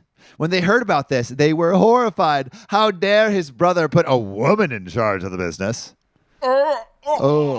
It's crazy how it's like the entitled uncle and the aunt that are saying this. Some women be like, that is wild. Damn. How could they overlook their son, boyfriend's cousin, who's obviously more qualified for the job by virtue of having just because he had a penis? I mean, the man has a wiener. They didn't say it in so many words, but this is pretty much the gist of it. He has a penis, so he should be in charge. Yeah, come on. Just give it to him. Just give it to him. The uncle's son was denied a job at the company years ago on account of his erratic behavior and general assholery. I love that word, assholery. Back then, the uncle insisted that his son should just be handed a cushy job at the company simply because he was family. Now, the uncle had the gall to expect his brother to make him in charge of the company when he steps down. His reasoning is that only a man should inherit the family business and that it just wasn't a woman's place. Bruh, this is backwards as heck. For real. The uncle actually seemed way more upset about his niece getting the job than he was about his son not getting it. He and his wife kept repeating the same nonsense about how it was a huge mistake to put a woman in charge when male members of the family were available. Boyfriend's dad tried to explain to them why Shania was suitable for the job and that entitled uncle and entitled aunt's son just wasn't qualified. However, it's notoriously difficult to reason with bigoted shitheads. That's true. They refused to listen and actually suggested that boyfriend's dad take their son under his wing and teach him because he's so smart and he can really learn so fast. He'll run the company way better than Shania. You'll see. God. Also, since your son, i.e. my boyfriend, isn't man enough to be your heir, you should give our son a chance. How do they think they're going to get it by insulting him? I know. They're just insulting everyone. This is terrible. God. They keep making ridiculous arguments like, what about when she gets married? She'll change her surname. My boyfriend's dad tried to explain to them that whether she gets married and changes her surname or not is entirely her decision. And if she does, how on earth would it affect her business acumen and leadership skills? Sam, they might not know what name to call her, and then they lose the deal. When my boyfriend's dad and sister shut them down, they changed tactics. Yesterday evening, boyfriend received a call from his aunt. She went on an insane rant about how boyfriend's dad didn't know what he was doing. She then tried to provoke my boyfriend. She told him since he was the son, it was his natural right to succeed his father, and he shouldn't let his sister rob him of it. My boyfriend told her never to dial this number again and hung up. Bravo, bravo. Yeah. Let's go. What's up. These a-holes knew very well that my boyfriend has never been interested in his dad's business, but I guess since their son wasn't getting to run the company, they decided to try to provoke a feud between my boyfriend and his sister. Because they're kind of sad, bitter little shits that cannot see other people happy. There you go. They suck. They suck, dude. Just like, like women can do business. Not that hard of a concept. Come on. But Sam, he has a wiener. That's true. That's true. He does have a wiener. My in-laws called me a filthy gold digger, but what I said next might make my husband divorce me. My fiance, male 33, comes from a very well-off family, while I, female 29, come from a working class family. My fiance's family are nice, but they can't help but throw comments at me about how I might be a gold digger. For example, if he buys me something, they'll go like, "You are a filthy gold digging." I'm just kidding. For example, if he buys me something, they'll go, "Oh, Jason bought you that? You know what this looks like, right? You're like a gold digging filthy butt licker." And or, "Wait, did Jason pay for this? Only gold diggers would make their partner pay for stuff all the time. I'm just saying." It's so demeaning, and my fiance does nothing to stop it, especially now that he's in a bad place. Here's what happened, Sam. He lost his job. Oh. So the gold digger becomes the gold diggy. Exactly. So we've been keeping it secret from the family. So they haven't even told the family he's unemployed for some dumb reason. People get let go all the time. It happens. Yeah, like 11,000 people just got let go from Facebook. Literally. Don't be ashamed. It's so stupid. And since he's keeping it the secret, I'm the one paying for everything now. Huh. Funny. How the turntables turn. Mm-hmm. And this has been going on for 4 months. Now, last week, his parents invited us over for dinner and insisted that we go. So we went. At the dinner table, his mom grabbed my hand, literally while I was eating. That's hilarious. You're like, no, take that fork out. Don't eat that, honey. Think of your figure. And then she looked at my bracelet and went, oh, that bracelet looks really nice.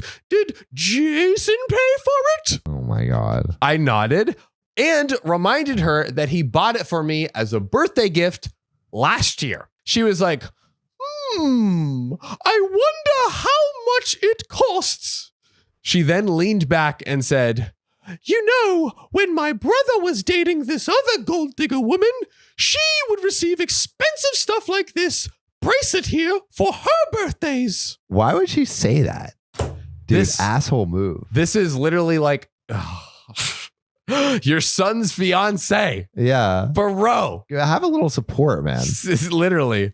Or at least if you have nothing nice to say nothing at all. At bare minimum, I was stunned. I cut her off and asked her if she meant to say that I was a gold digger. She threw her hands up and said, if the shoe fits. No, that is so not with the shoe fits. Dude, that's like exactly what I imagined like a rich older woman saying to demean everyone. She's giving evil stepmother and Cinderella facts, big dude, time. Facts. While laughing awkwardly, silence took over. I looked at my fiance and he shook his head at me like, what?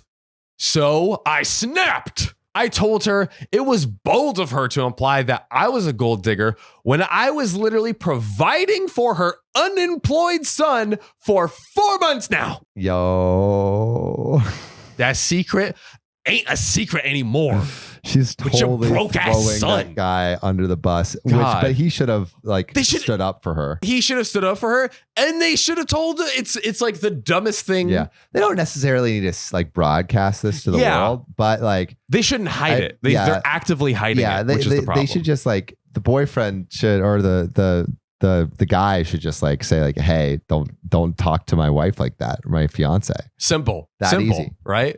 Imagine he believes it. Yeah, while he's being unemployed. Like, women just want me for my stuff. For my I don't money, understand. For my unemployment benefits, my $400 a month from the EDD. Come on, bro. They all look shocked.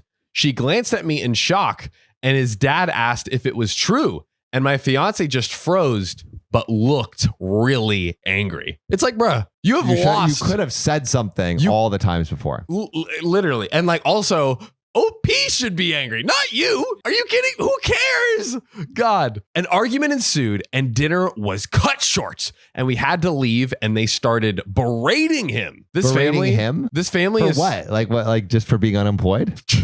How dare you not be employed, son? Or maybe it's like, how dare you be a gold digger to this fine woman? Like maybe they're just super anti-gold diggers. Yes, whoever they perceive as a gold digger is just gonna get like their ass blasted. It's like back in the 1800s, the McFlellans had so much wealth, but then the gold digger came in and ruined our family legacy. The 4 nations lived in harmony until the gold diggers attacked.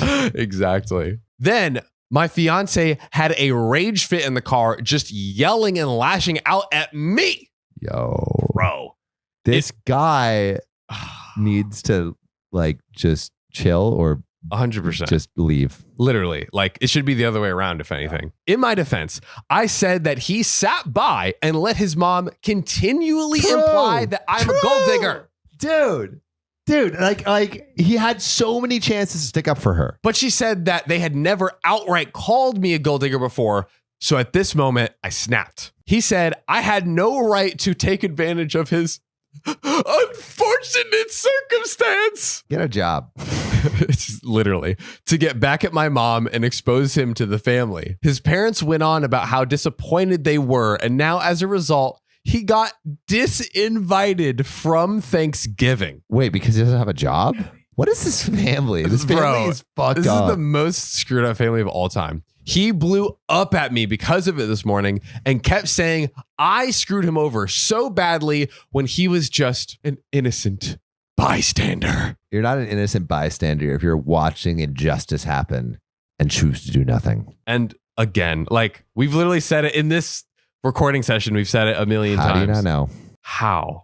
How do you not see the red flags? I hope that there's an update That where you divorce. OP leaves. Yeah, please. Because Please, this is a bad situation. That's what we need. Also, if you've ever been in this situation, let us know how you handled it. If you thought this one was crazy, check out this one where OP betrays their own family to help the gold digger. Check it here, link in the description. Fiance thinks I'm a gold digger, but the ring was $150. I was beyond furious, and then I found out his real secret. Wedding rings are made up anyway. My fiance is quite well off, and while I don't make as much as him, I currently would not be struggling on my own. He rotates between a few very expensive watches that he wears, and while we have a good grasp on financial literacy, we aren't shy about spending on the more important parts of life. Like what? Fancy dinners, good champagne, the sex dungeon downstairs. Oh God. We openly share finances, so I know he isn't secretly in debt or some kind of nonsense like that. The ring is nice and understated, but more of a nice stacker than an engagement ring to show off. The stone, which I am doubtful of being a diamond, is quite small. It is not an heirloom. When friends or family get engaged, there's always the excitement in sharing the news, and inevitably someone will ask to see the ring, and then everyone coos over it and it's a good time. When I showed mine, the mood got very awkward. Oh man. And they feigned excitement just long enough until it was okay to change the subject. Wow. That ring pop looks really tasty. This is not a knock on them. They are just terrible liars. I would like to make clear that I am not expecting a 3-month salary ring or an over-the-top wedding. However, this is a piece I will be wearing daily for decades and is largely considered a symbol of love. I know not all feel this way, but we do, or at least I thought we did. But I really don't think I'm out of line for thinking of it as a long-term investment piece given the amount of wear it will eventually see and the sentimentality behind it. I mean, so how much does she want him to spend? That's a good question. I mean, between 150 and 3 months salary. I don't know, like $150 for an engagement ring if you're making over 100K is like kind of like not a look. You need to up your game a little bit, my guy. Surely it's worth more than a gaming console, right? Half a gaming console, bro. Am I the a-hole here? We will be talking about this for sure, but I know this can be a touchy subject and wanted an objective eye on it first. I will update this post after that conversation. Sam, we have an update from the conversation. Okay. But real quick question to you and everyone watching, is OP's fiance the a-hole right now? I think I know your answer, but I mean, I think a little bit. $150 for an engagement ring when you're making like good money seems like, I understand it's like, oh, I don't believe in engagement rings or I don't believe in marriage. Like if you have that opinion, fine. But it seems like they both like subscribe to this. This is supposed to represent your love forever. Yeah. Forever, bro. Like, come on. All right, let's hear the update. Update. He came home and we were settling down around dinner and I started the conversation with, honey, I'd like to talk about the ring. She's doing it so gently. And before I could finish, he just blew up. Started yelling, effing finally, and how I'd ruined everything by waiting so long. I'm confused. To be brief, he bought a ring from a jeweler who got bad reviews, so that way when I got upset over it, he could dump me under the guise that I was a gold digger. Oh wow, that God. Is whack, bro. That is whack. He has apparently been having an affair. Turns out COVID had shortened his work hours, not extended it, with a younger model that he's earned, but knew that breaking things off when everyone loved me so much would hurt his optics, so he had to make it my fault. Dude, the optics are not looking good now, my guy. Yeah, I mean, you And literally. also, why would you tell her all this if you're trying to save your optics? It kind of is going against what you were trying to do, my guy. This guy is like evil and a fucking idiot. Like, oh my God. Sam, you know one thing I love about you? My bodacious bod. Yeah, you do have a bodacious bod that handles a lot of food. I'm trying to get thick. You're trying to get thick with 3 C's. You want that bodacious bod to get more bodacious. But I can't do that if I don't eat like a ton. I think today's sponsor could actually help you out, Sam. Who's that? It's HelloFresh. Just simply shop HelloFresh Market and take your pick from a curated selection of over 100 add-on items. That's a lot of food, Sam. It's amazing. And Sam, it doesn't just help your beautiful body. It also helps your wallet. I want my wallet to be thick along with me. That's right. I mean, it could be so much cheaper than takeout. Even going and grocery shopping, you know, pushing a hot cart in a grocery store. Yeah, ew. Disgusting. Gross. Why do that when you could just have HelloFresh? HelloFresh is the best solution. It really is. Just choose your recipes and receive fresh, pre-portioned ingredients so you can get back to cooking. And Sam, it's already cheaper than takeout and groceries, but you know we got a big deal for our beautiful fans. Go to HelloFresh.com/50OKOP and use code 50OKOP for 50% off plus free shipping. Guys, we're giving you the deals. Again, that's HelloFresh.com/50OKOP. Use code 50OKOP and we'll give you 50% off plus free shipping. You gotta go with America's #1 meal kit. Ow, ow! He knew that leaving this pariahship would gain him sympathy, and there was a lot of rhetoric that clearly wasn't his own words, but something he was just parroting from what I highly suspect is from a too influential work friend that I've had disagreements with in the past. What is this guy working with Andrew Tate? I'm calling a meeting about how women should never work in the workplace because they're idiots. Bro. Andrew Tate. Yeah, no. I think that was a John quote, right? Oh, whoa. These changes I had attributed to work stress are now glaringly obvious to me as symptoms of something more malicious under the surface, and I feel really ashamed I didn't see things more clearly earlier or wasn't somehow able to head things off before they got this far. I mean, you know, it's like, I wouldn't be so hard on yourself. Yeah, like, how at least you know now. At least you know before you're engaged. I won't be sticking around to dig any deeper, but I know that my now ex-fiance would not have done and said the things he did without being pushed from bad influences behind the scenes. This doesn't mean I forgive him. I think he is incredibly weak and feeble-minded for letting this happen to us, but I also doubt I will be contacting many of our mutual friends as the dust settles. I left in the middle of his tirade around the 15-minute mark, and I'm staying at my mother's. I haven't cried yet, and I think I'm still waiting for it all to suddenly make sense, but I know logically it might not ever. On the plus side, if there is one, it's that I don't have to wear that effing hideous ring anymore. Oh, that is a plus. That is a plus. That is a plus. No more but ring pops. Holy moly. I'm glad we have some resolution because this was sus from the beginning. Yeah, I mean, OP dodging a major bullet at the end of the day. It's a terrible thing to go through, but glad it happened now. Yes. Rather than when you have kids. Exactly.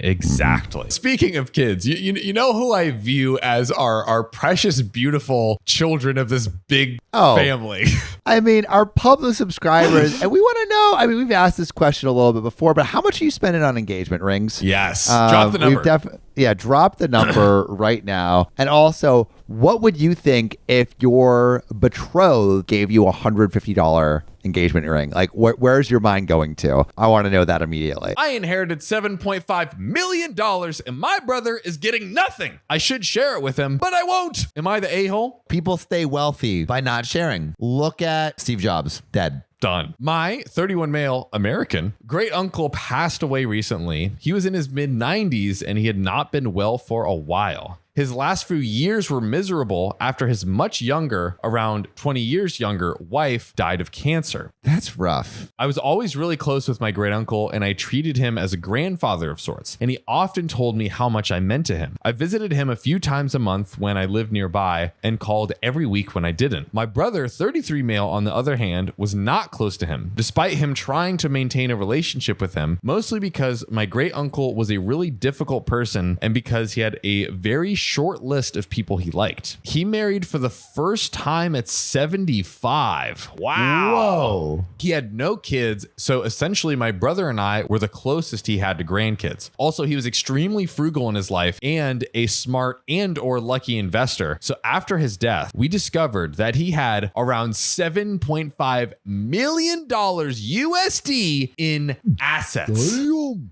Man's rich. He's rich, and it gets better. It was almost all liquid, no property or anything, which is crazy, but I digress. Of this, he decided to leave me 39%, which is just under 3 million. 2.9 million basically, and my brother 9%, 675,000. Damn, what did the brother do? Obviously, it's a huge amount of money, and that alone I've been trying to process as his attorney wraps up his estate and prepares to distribute his assets. My parents think that I should give my brother half of my share so that way we would be equal, which I have considered. Oh. But even my brother is not asking me to do it. I've been going back and forth on this, and although the last thing I'd want is to create tension with me and my brother, his 9% share is still a lot of money. I mean, $675,000. So good. Like recently, he told me he was thinking about buying a house. I suggested that I could pay the down payment from my share and then own a piece of the house, which would be a way of sorts to help make it more even. That's a good idea. That is a good idea. To be honest, I wish my great uncle would have just given us equal shares to begin with, but he didn't. And just giving away money is not an easy decision. Well, I mean, if you wish your uncle did that, you have it in your power to make that wish come true. I guess OP's saying like now that he actually has it, it's kind of like, well, dang, it's kind of a lot of money to give away. So like versus like having the decision just like made Not for made him. for you. It sounds like he's struggling, but It feels like we read a story like this before where it was like an evil, like curmudgeon-y uncle, like leaving money to the kids and left it in a way so it would just implode the family. This almost Beautiful. seems like a similar situation where this curmudgeon-y uncle is like, let me just twist the knife one last time after I die. But okay, so I guess the question is like, OP truly hasn't made a decision. So everyone watching, Sam, like, what should he do? What would you feel like least bad about? This is going to sound weird, but would you feel less bad about not giving your brother the money or less bad about losing a significant portion of your money? I'm kind of leaning towards split in half just because. But it's so easy to say that in the that's chairs the thing. we are in right now. Yeah, It's like, friends. Shit. It's like, I mean, it's easy for us to say in these chairs are like, oh yes, I would be the most generous man on earth. Yeah. Of course I would give my sibling half. And I think I would for 100% would. Yeah. But, like I'm I so think, good. when the pedal meets the metal, like, what are you actually going to do? Yeah. I don't know. I think in this chair, I'm saying like right now, it'd be like, I would give half to my sister. what I should do. Yeah. But would I? Oh, and you know what? Actually, now putting it in context, I was just thinking of like a metaphorical brother. Now that I think about it, my actual sister, that makes me want to do it. What do you do? Put your answers in the comments for either your real brother or sibling or your metaphorical brother or sibling. Mm-hmm. Also, what is the most interesting thing that you have inherited? Really quick on mine. I inherited my grandpa's old bow ties and his cane. And That's great. I think I like a army thing from like World War II or one. Nice. Army helmet. My most interesting thing I inherited was nothing. What have you inherited? Put your answers in the comments below. I demanded a new ring from my fiance because he bought it on Temu. Oh, Dakota knows a lot about Temu. Dude, I went crazy Wait, this on is a Temu Dakota when that story. first dropped. Yeah. They banned me. Yeah, They banned you? They banned me because I was, that's another story I for another. have the right to remain silent. I have the right to remain That's silent. an okay story time That's at an the end. that's the name of the They a-hole banned me story. for no reason.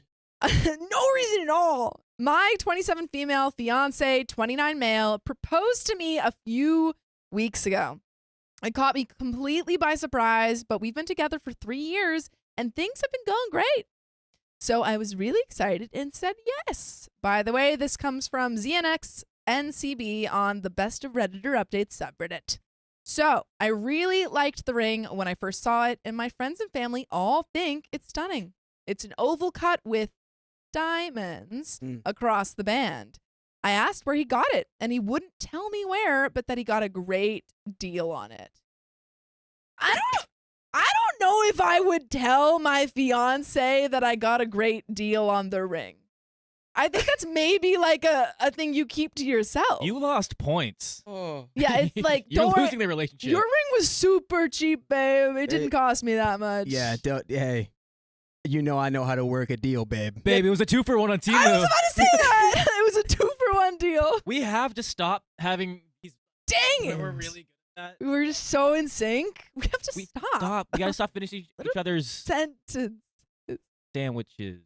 I was going to say, for the record, I was going to say sandwiches. Okay, well, Oh man, now we're it's all past. we're all on this, guys. I didn't think anything of it until yesterday. We were in bed and I was asking him if it was a diamond or moissanite. Is that how you pronounce that?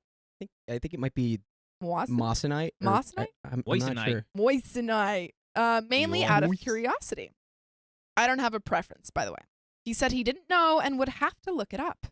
When I glanced over at his phone, he was in the Temu app. Oh. Damn. I asked him if he got it from there and he didn't respond. So I asked again and he responded with something like, "Does it matter? Does it matter?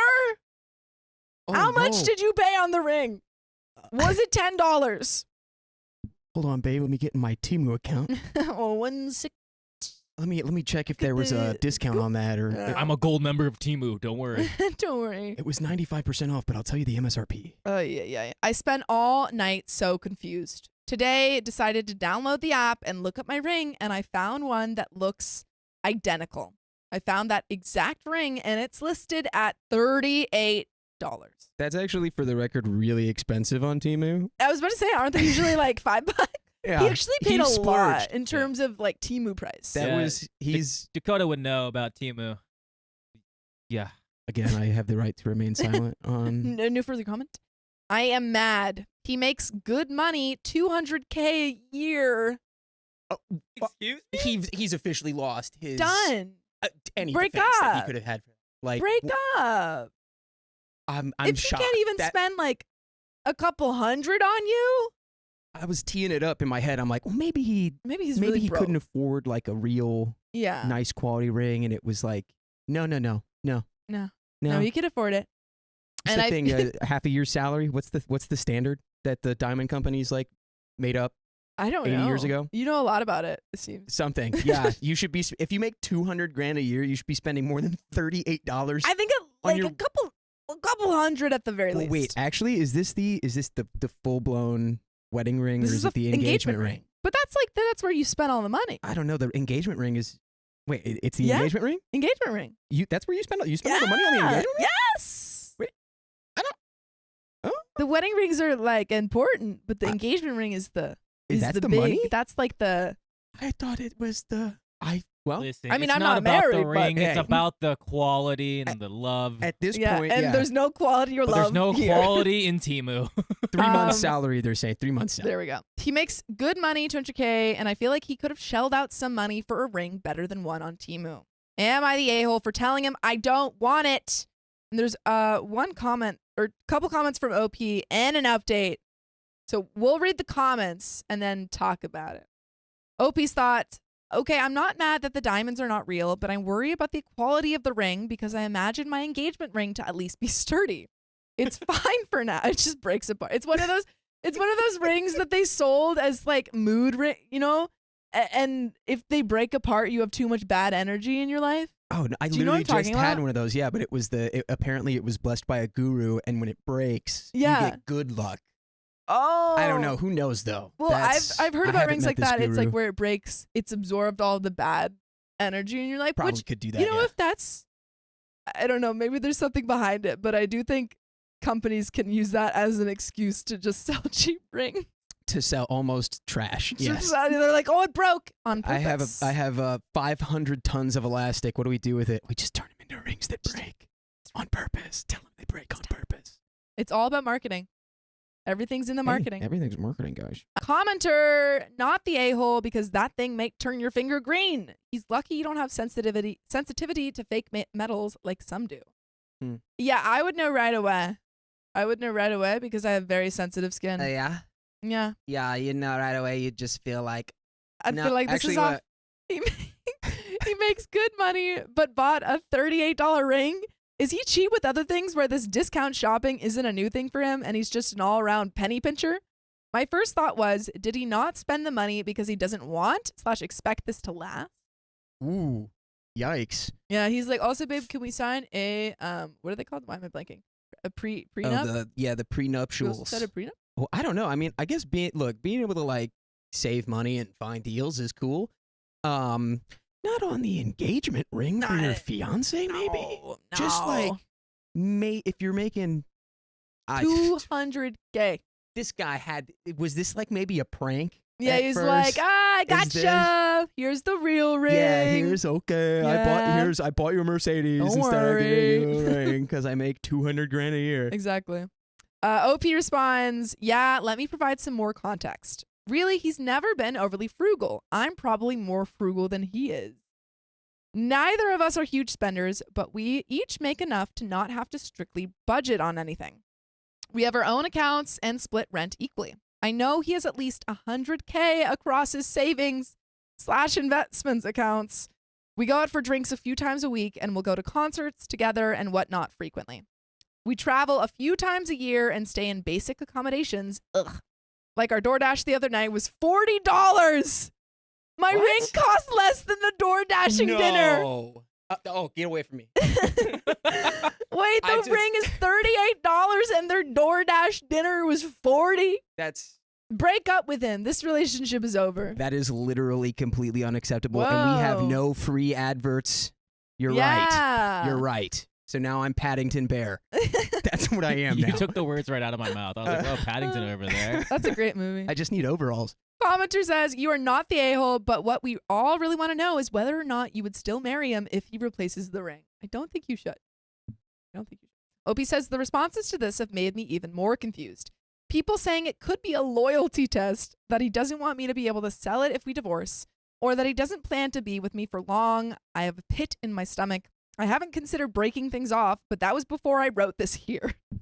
I was thinking maybe he was just not thinking or rushed getting the ring, or maybe he genuinely thought he was getting a great deal on a high quality ring. But if he actually thought that, that's reason enough also to divorce, not get 'cause married he's with that stupid. guy. Yeah, for real. Like either he's thoughtless, divorce.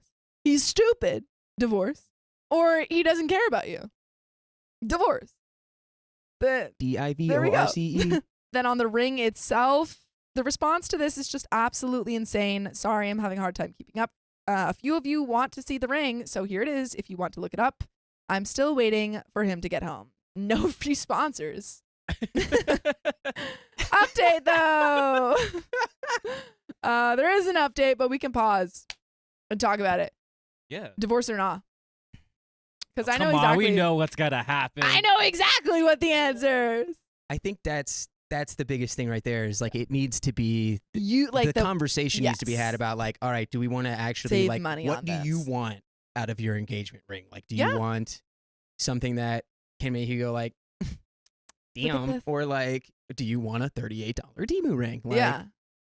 That's the question. Because it seems like she liked it originally, which he could have just said, hey, are you okay with this ring? And we could spend more on like the wedding. Or is this something that is really important to you like it is for most people who are getting married? I don't know. It feels like maybe it was just really, really poorly executed.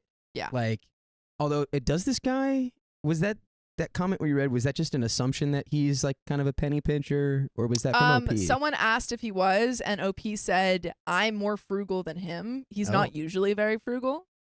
Wow. So I'm like, why are you? It just doesn't seem like he's just thoughtless or he doesn't care.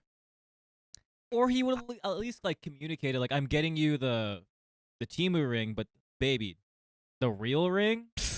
Yeah, once I get that real ring, just do it.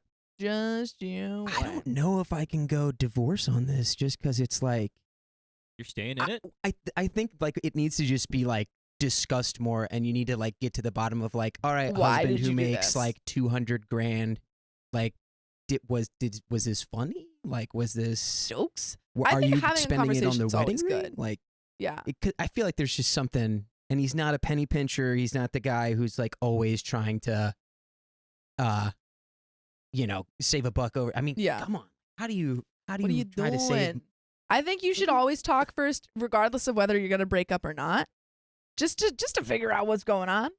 But I do think divorce is on the way. I'd propose with a ring pop, just for the fun of it, and But- then like yeah, I have a real ring. Yeah, That's kind of fun though because they know immediately that this is a ring prop. Yeah, exactly. You know, there's no deceit involved. Yeah, but he was going like, babe, I got a good deal. I got a good Technically, deal. he didn't lie. Yeah, he was. He didn't lie. He was did showboating. immediately say, I got a good deal. babe, you're not going to believe what do you think?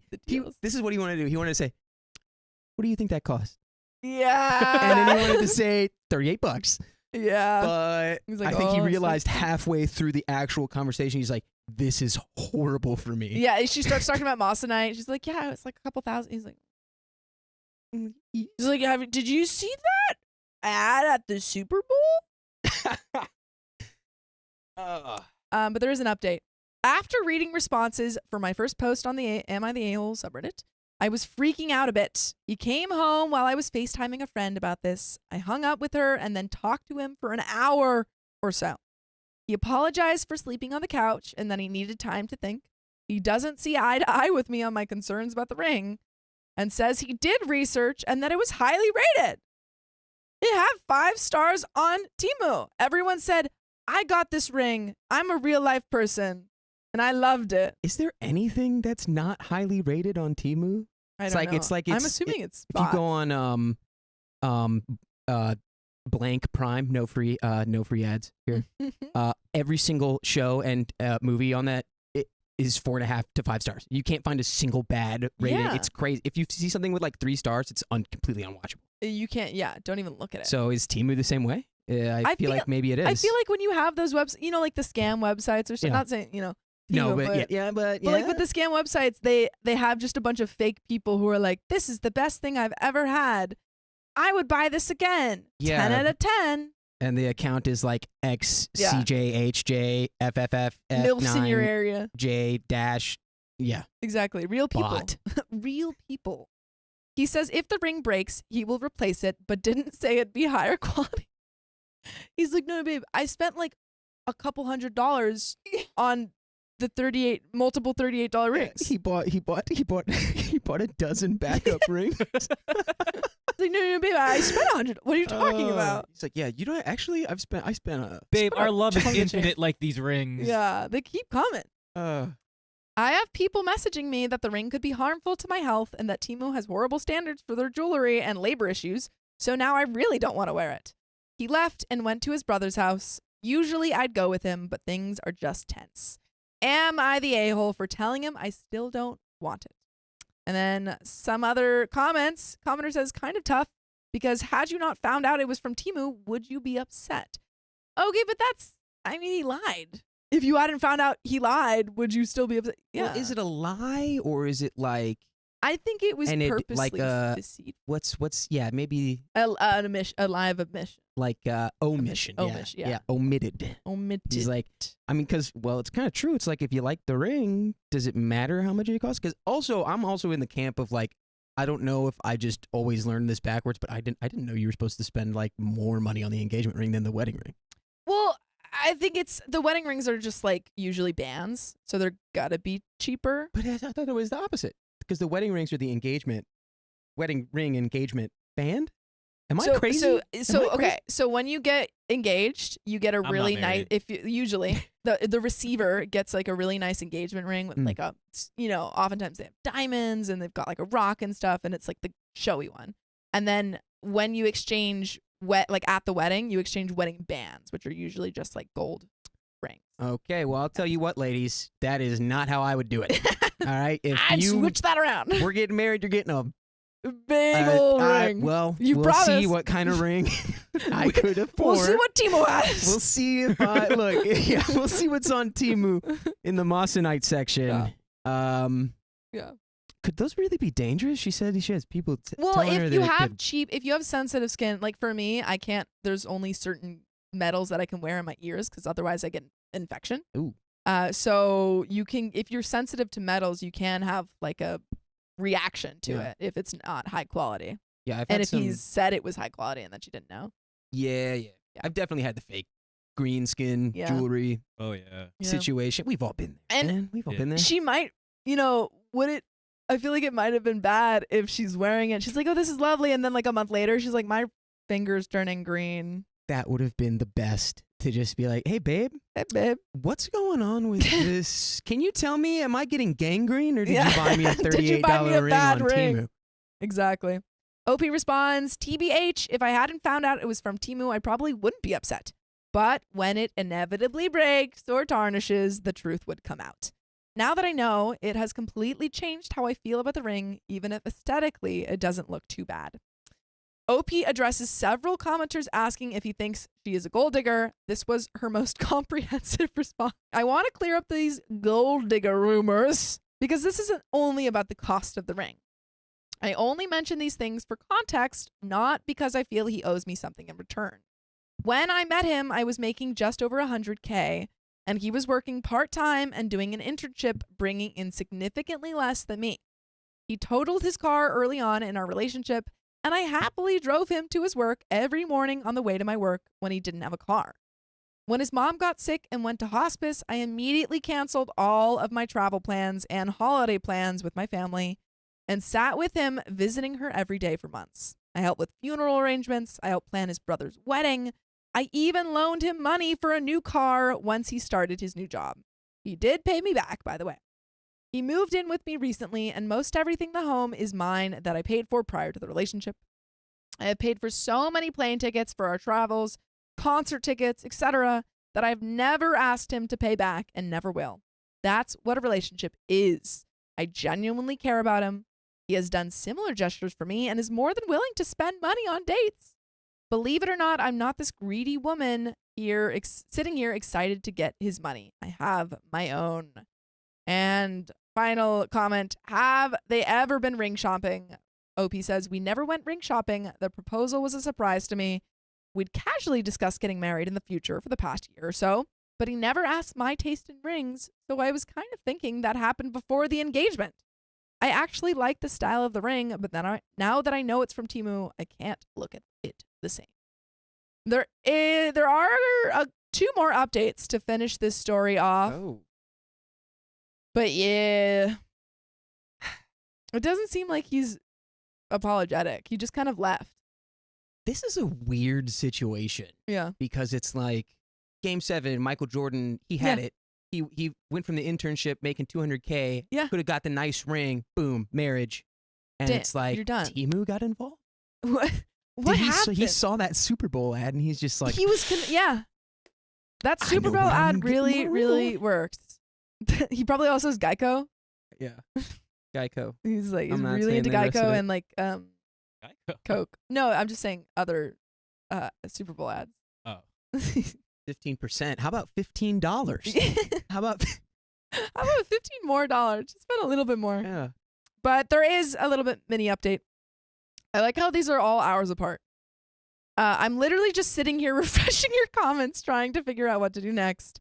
He texted to let me know he plans at staying at his brother's for the weekend and he is taking Friday off. It's not crazy abnormal since he's been watching football over there. Super Bowl. He's watching the Super Bowl. But I feel like he's avoiding me now. I'm trying not to be pushy about the situation and I'll give him some space, but now I'm just in my head about all of it and regretting my initial reaction. It's just a dumb ring and maybe I've read into it too much. The only other time we've had an argument like this, it was resolved within a couple of hours, so I'm not used to this behavior from him. And update 2, next day, he came home this morning while I was in a work from home meeting. These comments made my head spin all night. I got like 3 hours of sleep, so I admit I may be in the wrong for bringing up his finances, but I did. Read the gold digger rumors. When we met, I was making more than him and often paying for his things.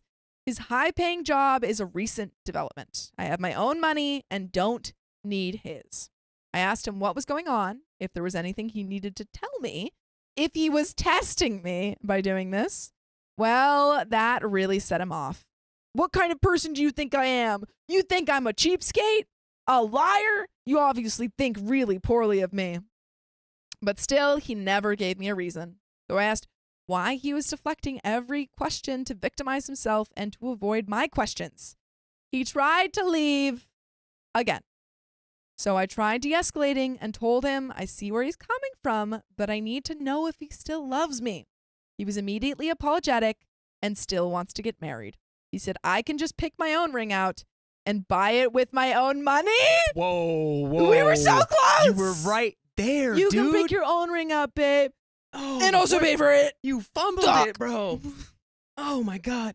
Does this guy watch football? Conspiracy theory? Is this guy's job not real? Did he lie about getting this job? I think he's a liar. Is he not? He's just going and watching the Super Yeah, Bowl that's all he reruns does. with his buddies Every day. every day. Yeah. And he's like, yeah, I'm making $200K. Don't worry. My fantasy football league is doing Yeah, really well this year. He's just not that guy. He's not that guy. Nah. Wait, there's tiny. I don't more. understand this thing that where it seems like now that's getting into like a competition of like Yeah. I made more money than him. Now he makes more. Now they're just fighting. Now they're just fighting. Yeah, which I he don't think had is it right there. And to be He had honest, it too. if I had gotten my fiance a Temu ring, I would avoid her too because I'd be embarrassed. Not because I'm mad at her. Embarrassed. I'm like, oh my God, I'd be brainstorming how to fix it. Yeah. I'd be Okay, like, you I'd almost lie. had it. I'd say, oh, that's just your interim ring. Don't worry. Getting you another ring. He said he's sick of talking about this, and it's water under the bridge now.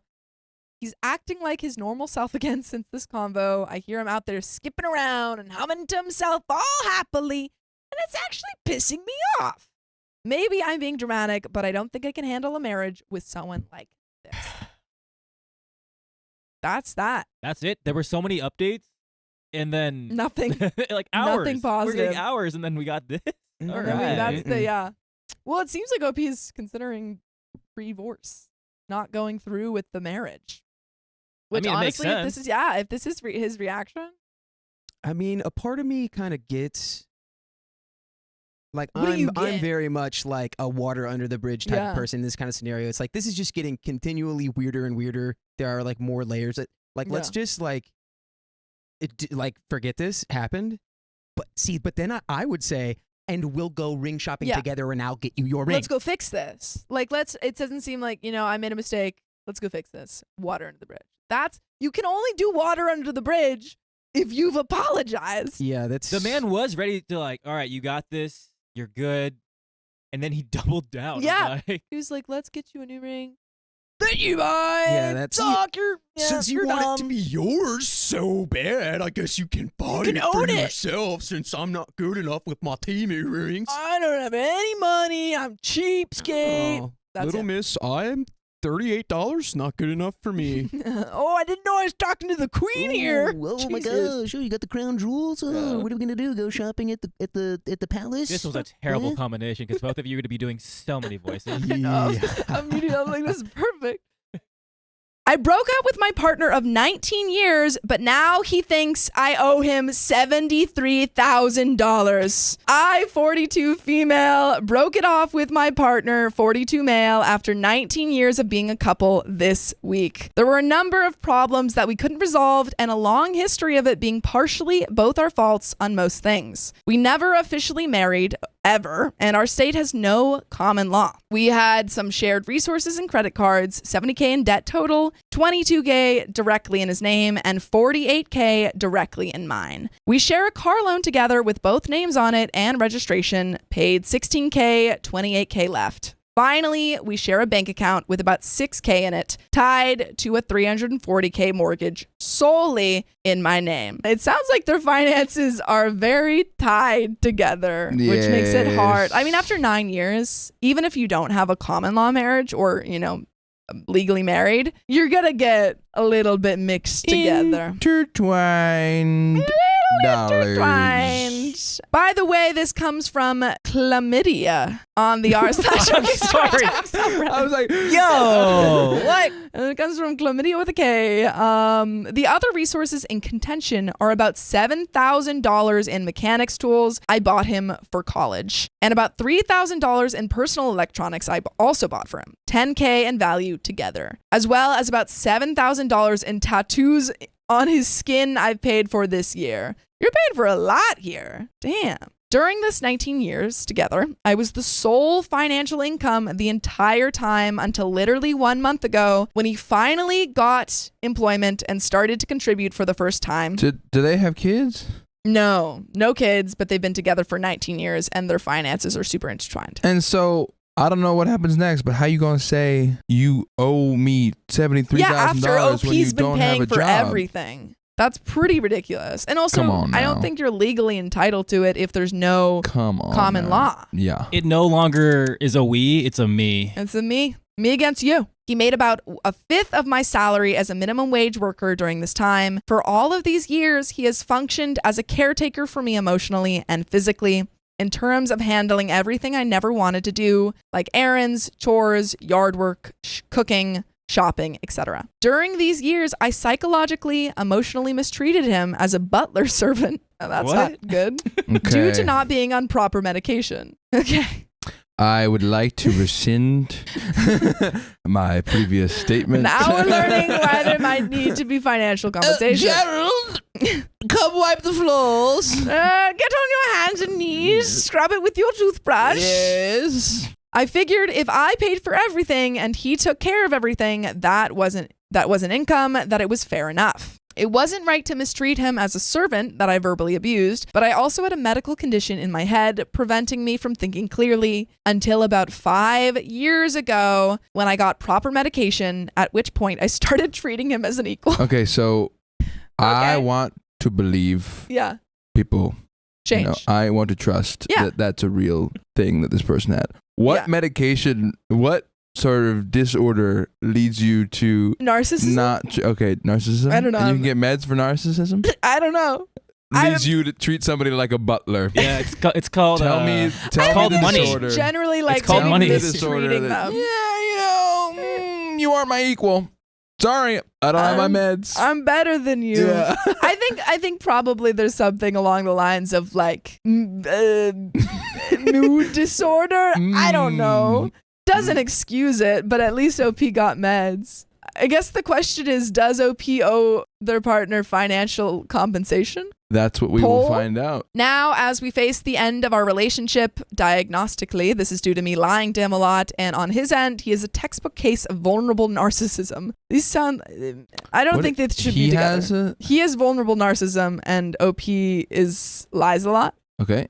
He is demanding finances so he can start over in his life, given that he doesn't really own anything that I didn't buy. Right now, he's asking for the tools, the tattoo coverage, the electronics, $17K, asking for me to pay off the credit card in his name, $22K of shared household expenses. Whoa. He wants about $6K in cash, and he wants the $28K car as well, of which he promised to pay me back for someday, but I have no faith he ever would. Because in his eyes, as I have a middle management job that pays 6 figures, these costs all seem perfectly reasonable for me to replace the loss of $73,000 of assets. I have about $50K in assets in a private account of my own for savings because it's a smaller blow to me as a high earner, and he wouldn't have the job history / finances to deal with a $22K credit card, let alone buying a car so he can go to work. And he will need the tools and equipment as well because job stuff, I suppose. Giving him everything would mean I'd wipe out my life savings and have to take on $22K in new debt to replace the car he wants. He believes because I have $100K of a 401K retirement account I can dip into that this shouldn't be a big deal for me. Pause. No. I don't think you should give him this money. Doesn't excuse your behavior. Such a weird relationship. Very weird. Like they're both at fault in different ways, but he's like, I want all of your money now. I feel like this is like a drama. Yeah. Like this doesn't seem real. I understand that he feels like it's going to be really hard for him to get out in the world and support himself, like right off the bat. And that's fair. It's like, yeah, you've had this job for the past 20 years. Yeah, and You're gonna have not no had problem a job. making more money. Like I've been here supporting you in the house. Like however you want to call the split, blah, blah, blah, blah, blah. Yeah. It is going to be hard for me to get a job. Absolutely, because you have a gap in your... What were you doing for the past 20 years? Oh, I was a butler. It's a butler. For my partner. Significant other. Yeah, you know. We weren't married. Nope. No proof. But that's what I was doing.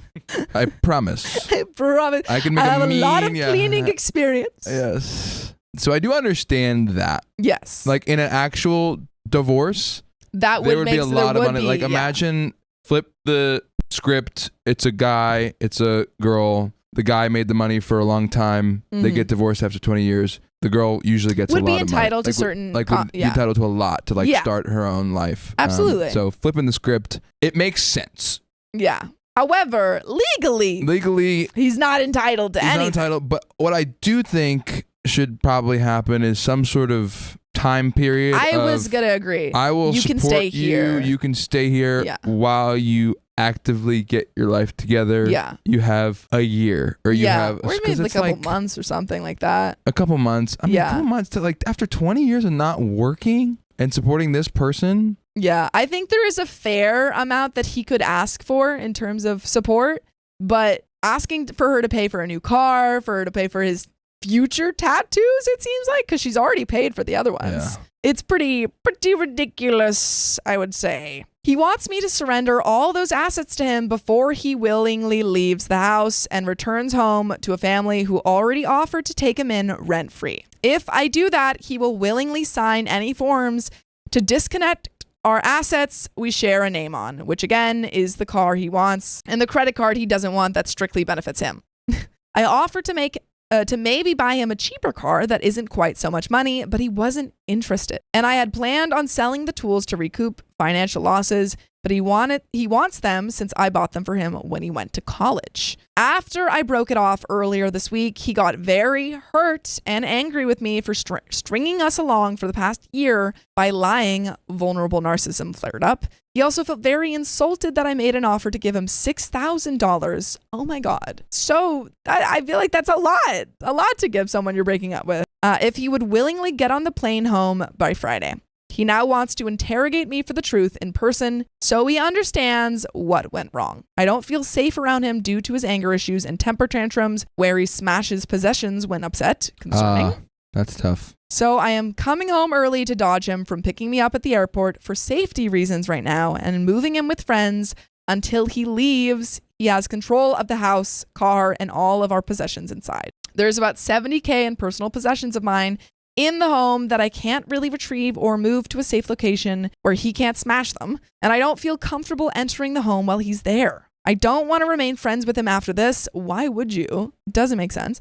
I want him to get on the plane back to his family and get out of my life. I'm considering filing for a protective order, even though it's kind of over the top in terms of how stable he's been acting to try to isolate me for his interrogation. In the interest of making it seem reasonable, he wants his friend present to oversee the discussion between us. Someone I am not mutual friends with and don't know.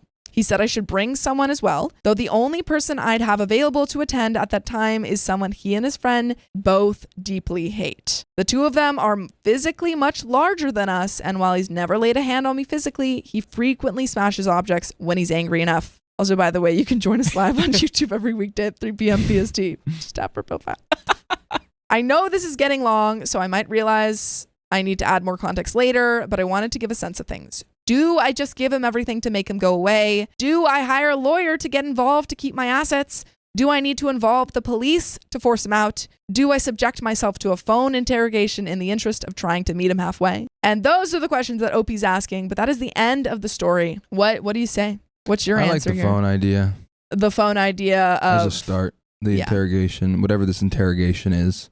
Oh, calling him over and talking over the phone. Because he's trying to get if you're worried about safety, then I think that's the... Because there is a lot of gray area with this disorder. And like, clearly he's got his issues. Yeah. And he smashes things when he gets mad. But apparently she also had issues for like 15 years, she said?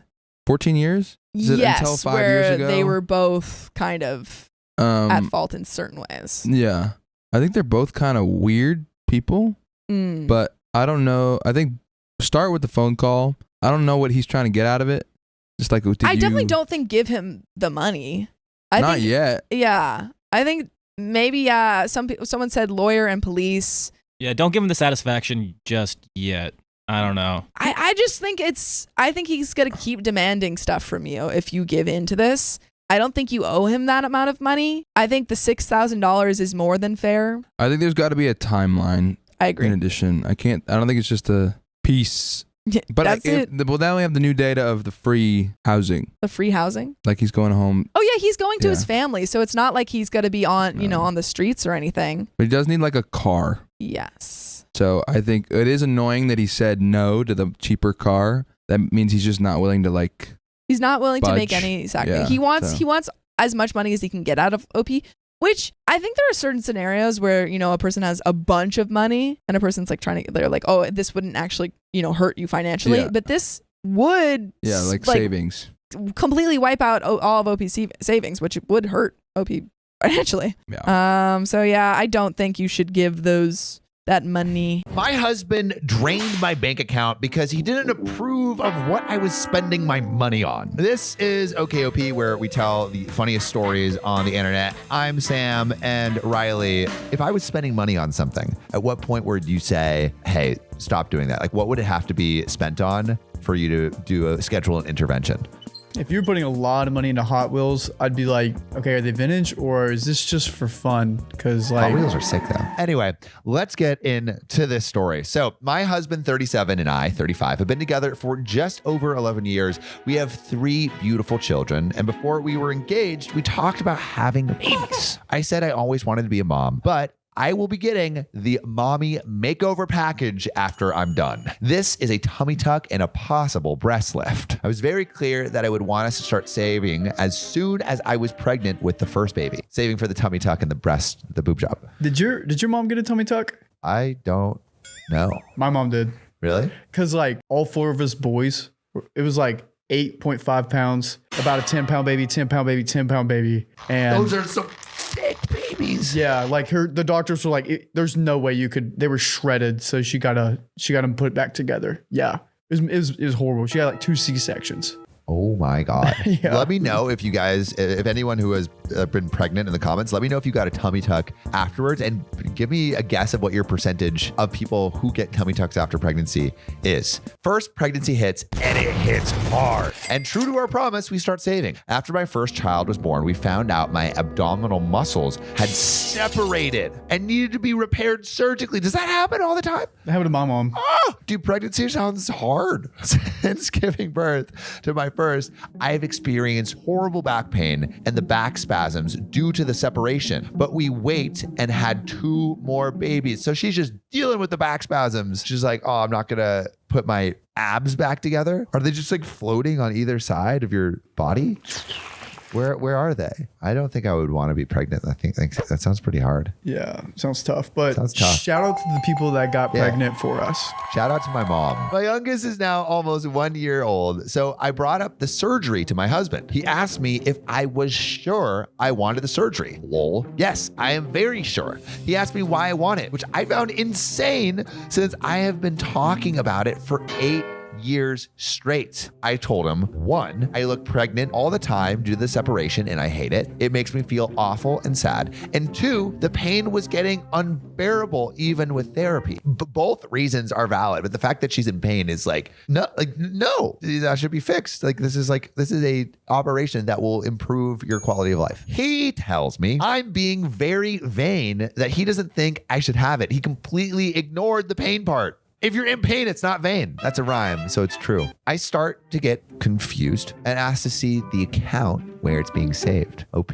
smelled something that was wrong in the forest. She's like, that's a stinky sock, and I'm gonna go and take a whiff, like Riley did earlier today. He was like, are these shoes clean enough? And he just full on nose dives into those shoes. And how do they smell? I wore them. You wore them. Did they smell good? They were good. They were good enough. To clarify, we were both on this account, but it was never linked to my online banking. I saw the balance last month at $15,000. So she was checking. He became silent and left the house. I was very confused, so I called up the bank and they told me the account had under $1,000 left. Oh, where is the money going? Something that we always ask is if there's some financial cheating, maybe there's some physical cheating, If you're hiding something like this, maybe there's a mistress. So the average tummy tuck costs anywhere from $4,000 to $15,000. That's expensive. Yeah. So she wants like a real good one. I burst into hysterical tears and called my husband. He answered and didn't say anything.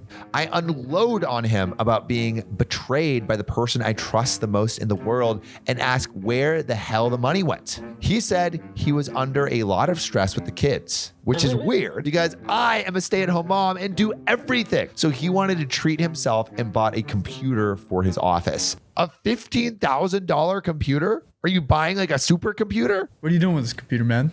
He's got to get all the, the bells and whistles. He's got to get the gaming chair. Gaming chairs are like a couple grand right there. Yeah, that's true. He's got to get the like super maxed out gaming PC. That's like another $7,000. I feel like he just watched one of his favorite streamers and they had like an affiliate link. And Yeah, he just just like got all the things. Add all to cart. I told him not to come home, and he hasn't yet. The thing is, he's an excellent daddy and husband, and this is all very out of the blue. It has made me so upset that I texted him. I wanted a divorce since I seem not to matter. He texted me back saying no divorce, but it was his money anyway. This has damaged us to a level I never thought we could get to. My mother-in-law called me and told me to kick him out. Damn, the mother-in-law.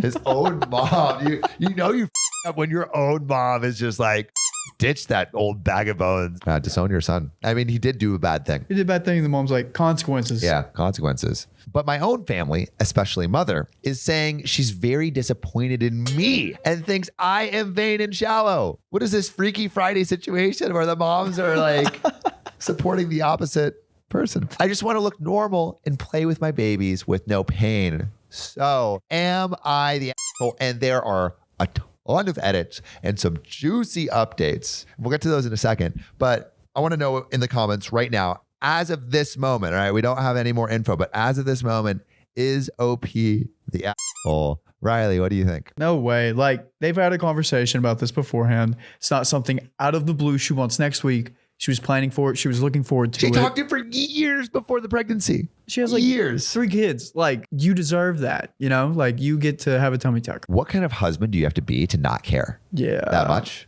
Because if she's in pain, real pain, like he's showing that he doesn't care. Fix wifey no more pain. Video games every time.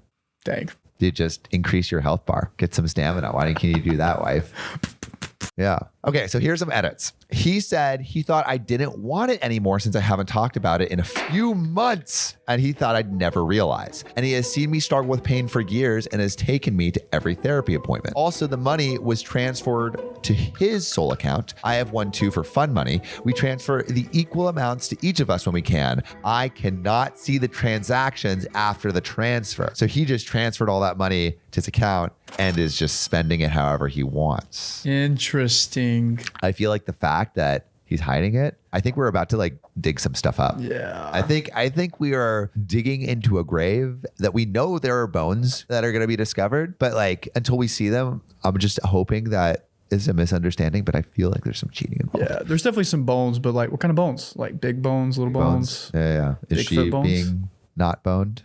And the husband is boning others. Damn. He texted me, I am so sorry, honey. I lost my mind for no reason at all. When I married you, I said in sickness and in health, and I broke that promise. The money is sitting in my account still, and I will move it back tomorrow morning as soon as I can. We talked about the recovery time for the surgery and the time I needed to take off to watch the kids and run the house, and it made me panic a great deal, so I moved it thinking you wouldn't mind me spending it, and we'll save up again. I did it out of panic and frustrations and did not expect you to find out so soon. I planned on returning it and telling you what I did and why. I understand if you want a divorce and to leave me behind. I am staying with Nathaniel tonight, sweetheart. Rest, and I will fix it all tomorrow. I promise you. You will have the surgery you wanted. I am a stupid, selfish man, and I hope you can forgive me. That is a goated apology. Yeah, that's pretty good. That's a pretty goated apology. Is it true though? Put I see you in the comments if you see something different than what this text conveys. So for the first time in my relationship with this man, I don't believe a word he wrote. I don't think I believe it either. He always told me I had it easy not working. Now he's saying he can't handle a week in my shoes. I feel ice cold towards my husband, and it is a sick feeling. My dad and aunt, a police officer, are coming to stay the night. I will think long and hard about this relationship and everything I read here. Thank you, everyone. I think this concludes this post, but it doesn't because there's an update. I want you guys to put what you think she'll find in this update. But Riley, what are you thinking? I think she's just gonna find some receipts to a gaming computer. You think so? That's it. That's Just all games. there is. Or maybe he's playing games right now. Sounds like it. Let's keep reading. So for the update, I got the money back the same day. It's sitting in my sole account, ready to go. Okay, so he stuck to his word. Thank you to everyone who messaged me with information about the procedure. It was so stinking helpful. I now know how to set a realistic timeline and a realistic understanding about recovery. Now, as I was reading and replying to comments, I was getting more and more engrossed in my anger. When my dad arrived, I think he saw I was turning absolutely rabid. He took my phone, turned it off, and told me to take a minute and breathe. I sat for hours thinking about what everyone said and finally realized how out of character this was and that something was deeply wrong. I finally went to sleep, and around 3 a.m., I woke up and grabbed my phone and told my husband to get his home. In a good way, like, baby, get that home. I gotta treat that a good licking. When he arrived, he walked in straight for me and hugged me. We hugged for a good 5 minutes. After that, he apologized and we both cried. When he finally gave his side of the story, I was dumbfounded. Are you guys dumbfounded about what do you think is gonna happen? Because I don't know if anyone's dumbfounded. I feel like we may have seen what is about to happen. Mm-hmm. Hey, John, so when I was like 15, I was walking with a bunch of my friends down the street, having a great time. Yeah. And then I walked headfirst into a pole and broke my nose. Oh, that doesn't sound very fun. Okay, well, at least I thought I broke my nose. I went to the doctor, and the doctor was like, oh, wait, you didn't break your nose. You're just being a whiny little baby. That's not something doctors should say. The nose was still bothering me, so I went back to a different doctor. Okay. And that doctor was like, you did break your nose, but now there's nothing we can do. What are we doing? These are terrible doctors. We need better doctors, John. And I think I know a place where we could find them. That's ZocDoc. ZocDoc is the only free app where you can find amazing doctors and book appointments online. We're talking about booking appointments with top-rated and reviewed doctors and specialists. You can filter specifically for ones who take your insurance, are located near you, and treat almost any condition you're searching for. And supporting them helps you boys. So go to ZocDoc.com/OKOP and download the ZocDoc app for free. Then find and book a top-rated doctor today. That's ZocDoc.com/OKOP. ZocDoc.com/OKOP. He said he took the money because, one, he was afraid that I was going to get seriously injured and die during the surgery and be alone. Which, I mean, it is, I guess, surgery, so it's always a little risky, but really? I don't know. 2, that I would be way out of his league afterwards and leave him. Okay, so he's insecure. And 3, that I'd see what a crappy husband and father he was when he had to run the household and that our kids would love him less. All in all, he had a big mental breakdown. So maybe he's just insecure. Maybe there's no affair. That's good. At least he's coming clean about it, but just talk it out. Like, these are like some things he just needed to talk out with her. Is this enough to be like, I forgive you, or would you still be pursuing divorce? Like, I would probably have this conversation first and then kind of check their character, I or feel like keep the an eye apologies on it. have been pretty good.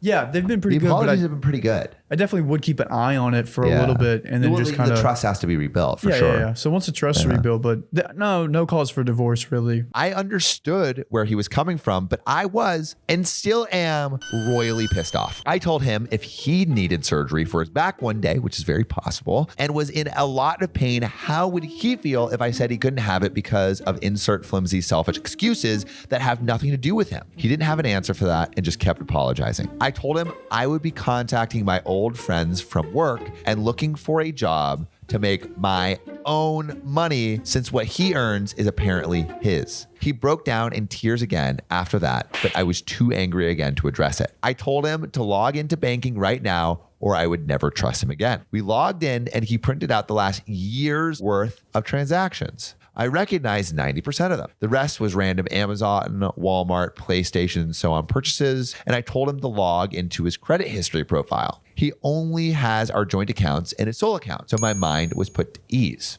Maybe it's fine, but I'm also kind of feeling like there's like 2 more updates. So maybe there's still skeletons in the dirt. So what's the 10% he's buying? Yeah. The next day, I contacted my old firm and was surprised to find out my friend was the senior manager of the department. I trained him. We chatted for a bit and he said I could get my certifications up to date by the end of the year. He would have a role for me by early to mid 2021. I used to be a forensic accountant back in the day and I loved my job and I am very excited about this possibility. Wow, if she's a forensic accountant, that man will not be able to hide anything. Like a forensic accountant is like literally looking for fraud. Oh, the forensic accountant is like have you been misspending money on like the company cards and stuff, or are you like hiding money from an investor? I honestly don't know much about it, but like that's what I do now. But like they're looking for mistakes. Yeah. After I told my husband, he was very sad. He told me he wants to get a post-nup where it says if we divorce, I would get more than 50% of all assets. Everything is in our joint names. He said he couldn't ever make it up to me, but he hopes that he would give me the peace of mind to choose to go back to work or continue staying at home. He's basically saying, I will sign a post-nup that will give you more than 50% of our assets if you don't get this job, because he wants her to stay at home with the kids. Gotcha. Which feels a little controlling. Yeah. That's interesting. I've never heard. That's the first time I've heard of it. I always hear a prenup. I never heard of a post. Sounds like postnet. Post-nup. Yeah, post-nup. I'll have to think about it. As a side note, my salary would be higher than his again, and I am currently taking great joy in telling him all the things I can do with my money. Petty, I know, lol, but I'm working on it. We have a lot of work to do for our marriage now, but I'm happy to report we aren't divorcing anytime soon. He is profoundly sorry, and I'm slowly accepting it. I do regress here and there, admittedly, and we're signed up for couples therapy in a few weeks' time. I can't picture my life without his stupid face in it, so I'm hoping for the best. Thank you, Reddit, for all your love and support. Satisfying edit. Forgot to mention that my mother showed up on the night we were fighting to apparently scold me, I guess, but my dad opened the door and tore into her. I did not know this, but my mother has had a few procedures done. My aunt and dad told her off. Good. And she left screaming like a banshee. We haven't spoken since, and I think I'll be taking some space from her. And there is one final update. How do you feel? How are you feeling about this? I'm feeling good. I feel like I hope this final update is like everything is going well. But as we've read in the past, sometimes it's going well all the way up until the end and then it just explodes. Update. I ended up getting that tummy tuck and muscle repair. For the recovery, my dad and my mother-in-law were at my side almost 24/7 for 5 entire weeks. I slept on a recliner the entire time, so we barely spent time together. He really didn't do much for me or have any sympathy for the pain I was in. Weeks after recovery, I felt like a new person in no pain. Weeks. I kept thinking how my husband tried to take that away from me due to his own insecurities. I went to therapy at night and realized I needed to not rely on him for a while. And I heavily considered divorce. I wanted to talk about my feelings and how I felt so betrayed. 30 seconds into the conversation, he told me, what's done is done. If you don't like it, let's divorce because I can't go through this again. Again? Well, like what he's saying is like, hey, like I made a mistake. I'm sorry. I've apologized to it, but I can't change the past. If you still feel bad about it, I understand if you want a divorce. He should have just communicated it in the beginning, all the things he was feeling. And then another point too, like he had the money there still. He didn't like spend it all. She was able to get the tummy tuck. So like, it's interesting that like this is still a thing. A thing, you know? I think the thing is like the trust was broken. That's what's hard. That's what's hard. That's what's hard. But it does feel like he's done everything right since the wrong thing that he did. She's just not able to forgive him. I said, all right. I felt completely calm. I felt nothing. I was done. I hired a divorce lawyer within a week and we are officially separated. We kept things very, very civil. We signed on an agreement to 50-50 everything. No child support, no spousal support, nothing. We sold the house and split the earnings. He purchased a smaller but very nice house a few streets over. We work hard to keep our kids happy, and I have talked strategies with my therapist. On our last day sorting the house, he wished me luck with job hunting and said he was surprised I didn't want more than 50%. He said I wouldn't have had a hard time finding another man to take care of me. I barely recognized him and it was scary. The thing is, I reached out to my good friend and got my job back in my old field, forensic accounting, and it has some new twists and responsibilities that I actually ended up loving and being very good at. I actually can't be too specific due to my security clearance. Okay, OP. This job is ridiculously grueling and not a lot of people want to do it or have the insight/stamina to do it. The point is, my salary is about 3 times my husband. And I, in fact, told him so on the spot. So she's like, I don't need a man to take care of me. I'm good. You're good. Yeah, like I'm good. I also told him I'm planning on buying the biggest / nicest house for sale in our neighborhood soon and was thrilled. Is that a little like, is that kind of like rubbing it in his face a little bit? Yeah. I feel like, I mean, OP has admitted to this, that she's like been a little petty. That feels like maybe a little too overkill. I also informed him that no, I wouldn't have a hard time finding a better man. I guess he forgot who he married. She's really laying in. Do you guys think this is mean or does he deserve this? Put your answers in the comments. I would love to know. I'm feeling maybe it's a little bit too mean. Maybe it's well deserved though. I don't know. Thanks everyone. Edit. Thanks so much for the kind words and support. It means so much. I can't even describe it. I'm seriously sitting on my new expensive couch, crying into my cashmere blanket.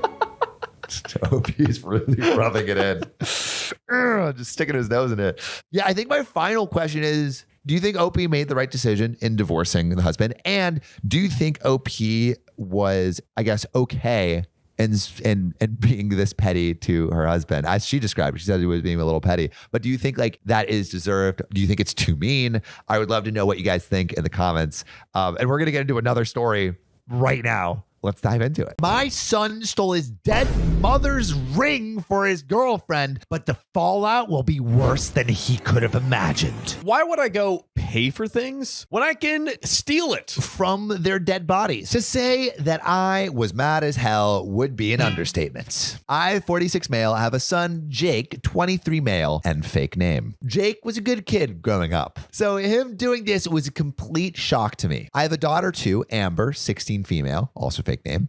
And when my wife passed away, she already had a will in place. Jake got his cut and he was already 21. He used that money to put a down payment on a condo and he also got his mother's car. But the will stated that my daughter was to get all of my wife's jewelry. That included a vintage gold ring with a diamond that had a light blue sapphire in each side of it. Ooh. The Pink Panther. The dead mom's collection. The ring has been passed down for generations in my wife's family. It was originally her grandmother's wedding band. Her husband was a jeweler and handcrafted the ring for her himself. It was passed down to my wife's mother when her grandmother died, and then to my wife herself when her mother passed. Sounds like the jewelry could be like crazy expensive. For the past 8 months, Jake has been dating Sarah. She has my son wrapped around her little finger. She loves jewelry as she adorns herself with it a lot. My son mentioned the family jewels. That's a funny way of saying it. My wife left his sister to Sarah one day, and Sarah really wanted to see them. Why are you so curious, Sarah? So Jake went into my room when no one was home and showed the family jewels to her. He later admitted to me that he'd done this, and I was angry, but I thought that would be the end of it. I was wrong. This was not the end of it. This is Reddit, god dang it. Jake came to me a week ago and begged for that ring from his mother's family jewels. Why do you gotta say family jewels? Just say jewels. He said Sarah had fallen in love with the ring when she saw it before, and he just knew it'd be the perfect ring to ask her to marry him with. Instead, I told him that I was not the one to ask because the ring belongs to Amber, and I wouldn't have her pressuring her to give it up either. For a fair chance, I'd allow him to explain his reasons and ask her for it once and only once, without pressuring her. And if she refuses for any reason, that will be the end of it. Jake agreed and asked Amber for the ring right in front of me. So man didn't like stop for a second. Yeah. He's like, can I have it? Okay, cool. Can I have it, please? But she told him no, because she wanted to keep it in the family jewels. And has always loved that ring. I feel like OP's doing it on purpose. To her, it's priceless. She couldn't bear to ever give it up. I told Jake that was that and did not press the matter further. Jake left looking very unhappy about not getting the ring, but I thought he'd let it go and look into finding a similar one. But he came back another day while I was at work to talk to his sister after she got home from school. He and Amber got into a huge fight about the ring, and Amber called me crying. I called Jake and told him to get out of my house and leave his sister alone. You are banished. Jake yelled at me and said that he should have just as much right to the ring as his sister because my wife was his mother too. But I reminded him he got a lot of his mother's money and her car and a condo. The jewelry is Amber's and only hers. He hung up on me, and Amber soon texted me that he left very angry. Man's kind of spoiled. Like he gets all this money from his mom and then giving entitlement for sure. Later, right before I left for work, my daughter called and told me that Jake came back. He walked in dressed in a suit, went into my room, and took something. No. What do you think he took? Put it in the comments below. Did he take a used paper towel? No. Or did he take that mother freaking ring? She tried to keep him from leaving, but he shoved her out of the way. I rushed home as soon as my shift was over and checked my wife's jewelry box. And the ring was gone. I immediately called Jake, but he didn't answer. So I messaged him that I'll get the police involved if he doesn't return the ring. Using it to propose won't stop me from taking it back. Justice, baby. That finally made him talk to me. And he tried to say that I couldn't do that to him because he's my son. I said, I can and will because he outright stole the ring. Well, he phoned me right after that, and in a whisper, he said that it was too late. He had taken his girlfriend out to dinner and proposed to her with my misery. Oh. He hadn't had it for more than an hour by this point, yet the ring was already on her finger. I said that was his problem. He stole the ring. He can bring it back. It's not his, and I will do whatever it takes to make sure it's returned, Taken style. And if that means going to the police and blowing the whole situation up, then so be it. I'll file a report. I'll even get a lawyer. Jake started crying and saying, I couldn't do it to him. I told him tough luck. He stole from both his sister and dead mother. So I told him to have the ring back by morning or I would be moving forward with legal action. Jake is my son, but he still broke the law. I couldn't overlook what he did. He said he'd be in by morning to talk and ended the call while crying even more. Boo-hoo. Jake did show up in the morning and brought his girlfriend with him to try to guilt us. Turns out she not only knew he stole the ring, she wanted to keep it anyway because she was completely in love with the ring since she first laid eyes on it. I feel like this girl likes the ring more than she likes this dude. I told her I didn't care. She could have a jeweler make a copy of it or something, but the original doesn't belong to her. It belongs to my daughter and deceased wife. Jake begged me one more time to make her give it back, but I and my daughter stood firm. Return the ring or face the police and maybe even a potential lawsuit. Jake's girlfriend pulled the ring off her finger and dropped it in my daughter's hands, calling me an evil bastard, and then left my house in tears. Boo-hoo. Jake started screaming at me that I may have destroyed his relationship. If your relationship gets destroyed over a ring, get a new relationship. I retorted to him that he did this to his own relationship by stealing a ring that didn't belong to him. Jake had nothing more to say to me and walked out to follow after his girlfriend in classic whip Jake. I didn't get anyone else involved in the situation, but Jake did. He tried getting support from friends and family, but he got the exact opposite reaction he'd hoped for. They were all mad at him over what he'd done. I tried to do damage control, but now everyone knows. It's been a week now, and Jake's refused to speak to me. I sent him detailed pictures of the ring just in case he wanted a jeweler to replicate it, but making a copy would be very expensive unless he used fake stones. Thus far, there has been no response. There actually is another update to this story. I want to know what you guys would do in this situation. Yeah. But who do you think is the a-hole so far? Oh, easily the son. I feel also the girlfriend's a little bit of the a-hole too. Arguably the biggest a-hole here because it's like, this is not her family, her stuff. I feel like she's coercing the guy a little bit. Well, my son's girlfriend, Sarah, has officially broken up with him. After I forced him and Sarah to return the stolen ring, she apparently spent days crying in bed and then told Jake that she didn't want a different ring no matter how much he told her he'd get her another one. She wanted my deceased wife's ring. If no one died in this ring, then I don't want it. My son had the pictures I sent him so that he could try to replicate the ring, and he took them to a jeweler. This jeweler said he could make a similar ring based on the pictures, but he wanted to closely examine the original and take proper measurements. Jake waited for a while until he had to swallow his pride and call me again. His girlfriend was finally at least entertaining the idea of making a copy, but she wanted it to be an exact copy down to the smallest detail. What a diva. They called me a couple days after I made my original post and asked me to bring the ring to a jeweler to get a proper quote on the cost of making a duplicate. I agreed to make an extended lunch break and meet the local jeweler. I got the ring from a safety deposit box and guarded it closely because we got thieves on the loose. Yep. I could see Sarah's light up with greed the moment she saw it again. She's literally like Golub. She's like, Schmeagol wants the ring. I don't care if it was your damn mama. She reached her hand out and asked, can I just wear it one more time? I told her no. For all I knew, she'd take off running the second she had it. The jeweler looked at the ring very closely for a little while and said it was worth a lot more than we thought. The ring was decades old and expertly crafted by my wife's grandfather sometime in the 1940s. The jeweler was singing its praises. The diamond and sapphires were decently large for an engagement ring, and the ring itself didn't use a slim gold band, but a pretty thick and heavy one of what was estimated to be 18 karat gold. But there was more. The stones themselves were set in platinum,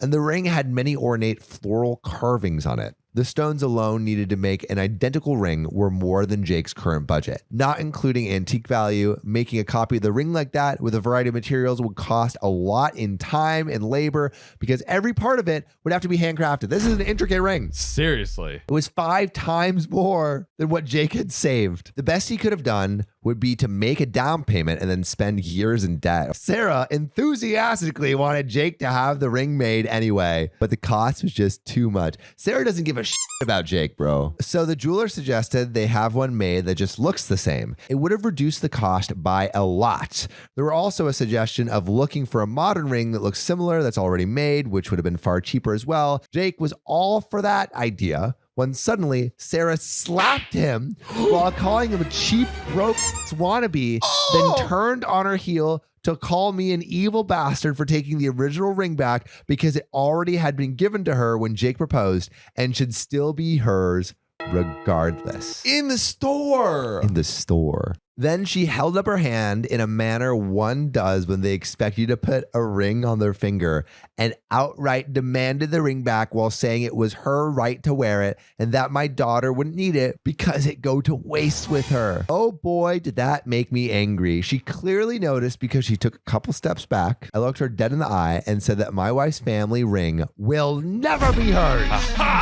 Then I said that it's entitled people like her that are what's wrong with the world now. She acts like whatever she wants should be handed to her. After I said all of that to Sarah's face, she aimed to slap me too. But I guess the look in my eyes was enough to make her turn around and storm out instead, while very loudly making some sort of unintelligible tantrum noises that hurt my ear. She even intentionally knocked down a counter display on her way out. Jake was glaring at me with absolute rage, but didn't say anything until I asked him why he was with this awful woman. He just said he loved her and followed after. No. To his credit, she is very beautiful, but it's really just skin deep. He's caught in the beauty trap. Not after she slapped him. But she hot though. She wouldn't talk to Jake for a while. And then a few days later, told him they were through because she felt like he didn't value her enough to get her a ring that she deserved. And that she couldn't imagine having a miser like me as a father-in-law. She said that she felt thoroughly humiliated by me and cried that people all think she's a gold digger now.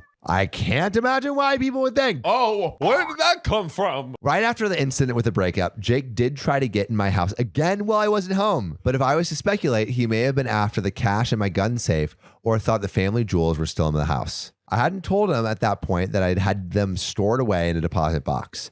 I really didn't want to think my own son would break in for either of those reasons, but he stole from us once. He could do it again. My daughter Amber called me after Jake showed up and said she was terrified while he was banging on the front door, demanding to be let in. I called his cell and he didn't pick up, but I guess it spooked him because Amber said he left right after his phone started ringing. Jake called later that evening, but before he could start yelling at me, I demanded to know what the hell he was trying to do to break into my house while I wasn't home earlier. He scared his sister and she nearly called the police. Jake dodged the question by being angry about me changing the locks because I don't trust him. I said, damn right I don't trust him. Not after what he did. Jake fired back that I couldn't just be happy for him, that if his mom was still alive, she'd want him to have the ring to propose. Wouldn't the mom still be wearing the ring? Yeah. I saw red and said if she wanted that, she'd have willed it to him. I said if he was after the ring or any other family jewels, they've been moved to a secure, safe location only I have access to. If he was there to do any sort of harm to his sister, I'd kick his ass. I may have hit the nail on the head with at least one of those things because Jake just went silent. Then he told me he's made up his mind to put in for a transfer at his job and sell his condo. He wants to move as far away as possible and never speak to me again. His last words to me were, have a nice life with my favorite child. I don't understand how my son has changed so completely in just a year. My jaw's on the ground. Sarah was arrested last week for attempting to break into my house. The cameras I installed caught her sneaking into my backyard and trying to break in. She tried to break open my back door with an axe and tripped the alarm I had installed. She ran off with the cameras in front of my house caught video of both her and her car very clearly in my driveway. She also left the axe with her fingerprints on it. When police got there, she was long gone, but they later found her at her apartment. They initially just wanted to arrest her for breaking my door and trespassing, but she went crazy on them and wound up getting pinned on the ground and frog marched out. The woman definitely has something wrong with her. Holy moly. What would you do in this situation as OP? It feels like if you're getting stuck on the ring for a relationship, red flag. Anyone that stresses that, like, oh, well, you should give me this, you should give me that, like, no. No way. Let us know in the comments what you would do. Also, how much is the right amount to spend on a ring? That's what we need to know. How much have you either spent on or was spent on your ring? The people who have or that are married, I'd be curious to know. Yeah. Who has the biggest? Yeah, the biggest rock. The biggest rock. Yeah. Let us know. Am I the a-hole for yelling at my sister after she called my partner a gold digger? Would you yell at your brother if he called your partner a gold digger? Oh, heck yeah. I'd be like, look, I know I got money. I know she is. Don't call it what it is. We're going to act like this isn't real. Yeah, don't point it out. I would be mad. Yeah, but also I think it depends on, is this sister saying, I probably wouldn't ever say this, but is the sister saying it in front of the partner or just to OP? That's my questions. That's the real question. And Kim's sister, Gold Digger, has answers. So, I, 30 male, come from a well-off family, but my dad always taught me to work hard and have class. When I was 14, I started working at my dad's company part-time to earn my allowance. And when I turned 16, I became a real part-time employee. My dad decided to retire when I was 29 and handed the business to me. Whoa. That's impressive. Wait, whoa, when he was 29? Or when the dad was 29? No, he was 29. Okay, the dad's 29. Yes, nepotism. It seems like you're a hard worker. Heck yeah. We don't know. Back in my second year of uni, I met Kim, 20 male at the time, 29 male now. We were in the same course and ended up in the same group for a group project near the beginning of the year. We had a similar sense of humor and clicked as friends quickly. One day he mentioned he loves to cook, and I told him we should cook together because I love to cook too. And that weekend we went to his place, brought some ingredients, and cooked together. That's cute. This then became us going shopping for ingredients after classes on Friday. I'd stay at his place that night and we would cook on the weekend, and this became our weekly routine. That's so cute. I want that. I love that. I would do that with my friends. Like I had one friend who I'd just like always come over and we would cook together. It was great. She doesn't have cooking friends here. Yeah, I know. It's so tragic. Back then, I just told others that we were just friends. But with hindsight, that is definitely when I started to fall for him. I finally asked him out a few months later, and he said yes. We lived in the same house with 2 other friends in our 3rd year, and I asked him to move in with me after we graduated. This is so cute. Aw, love stories. From the beginning, I told Kim that I would not care if he didn't work, but he insisted he wanted to contribute financially. But after a year, I had to make him stop due to the differences in our incomes. He was working himself half to death and was getting ill trying to contribute enough. I sat him down and told him that whatever money he made didn't matter, that if he wanted to work, I wanted him to be happy. He cut back his hours, then moved to part-time, then decided to quit and work on his own projects, but he insisted I let him take on some of the housework. That's knowing all that backstory and then having the sister like say gold digger. Yeah, that's a great conversation they had. Yeah. Like that's so sweet. Like not one, he was like, you don't have to work. And then Kim was like, no, like I want to work. Like, I don't want to, be the gold digger in this situation. And then when OP noticed that he was like just pushing himself way too hard, they talked about it. They had a conversation. It seems like a really healthy I like that OP was like, I don't deserve anything. They were like, hey, I love you. I want to take care of you. This is what I want to do. And then their partner was like, hey, you're doing a lot for me. I'm going to pitch in and I'm going to help here and there. That's amazing. I like that even after they both agreed to like Kim not working like job wise, Kim was still like, I'm going to take on the housework. Yeah. Like he's still contributing a lot. I love that. Now on to the issue. My sister, 32 female, she and her partner, 31 male, both work, and he also makes significantly less than her. And in private to me, she's made it known that she resents being the breadwinner. She sees all her male colleagues spoil and treat their wives and wishes her partner would do the same. He does, but just not to the same level due to the fact he makes basically half as much as they do. That's I don't like this. She seems very like antiquated, like gender roles. Maybe a little jealous. Yeah. Maybe a little jealous. Yeah. I have some conspiracies. It does seem like she's jealous that like that OP gets to treat like his partner, whereas she doesn't feel like she's being treated. Yeah. But I mean, it still seems like her partner's like taking, doing what he can. I think it's not about how the cost or like how much you're spending on a person. It's like the time and effort that you're putting into it. Recently, I was talking to her about what I'm going to get Kim for his birthday next month. She kept telling me my ideas were too much and that I should get something cheaper since he doesn't contribute. Yo, hold up. Wait a minute. I can't believe that. Whose relationship is this? Yeah. Okay, exactly. Mind your business. Get your nose out of there. Get out of there. I got a bit annoyed because I've told her about Kim's insecurities of not making or being enough. I told her that he contributes more than enough. She then called him a glorified gold digger. And I yelled at her, telling her to shut up and to not talk about Kim that way. After calming down, I do feel bad. No, she sucks. I know how she feels about her own financial position, but I don't think it's fair that she takes it out on me or Kim, even if Kim wasn't physically there. So am I the a-hole? No. Absolutely not.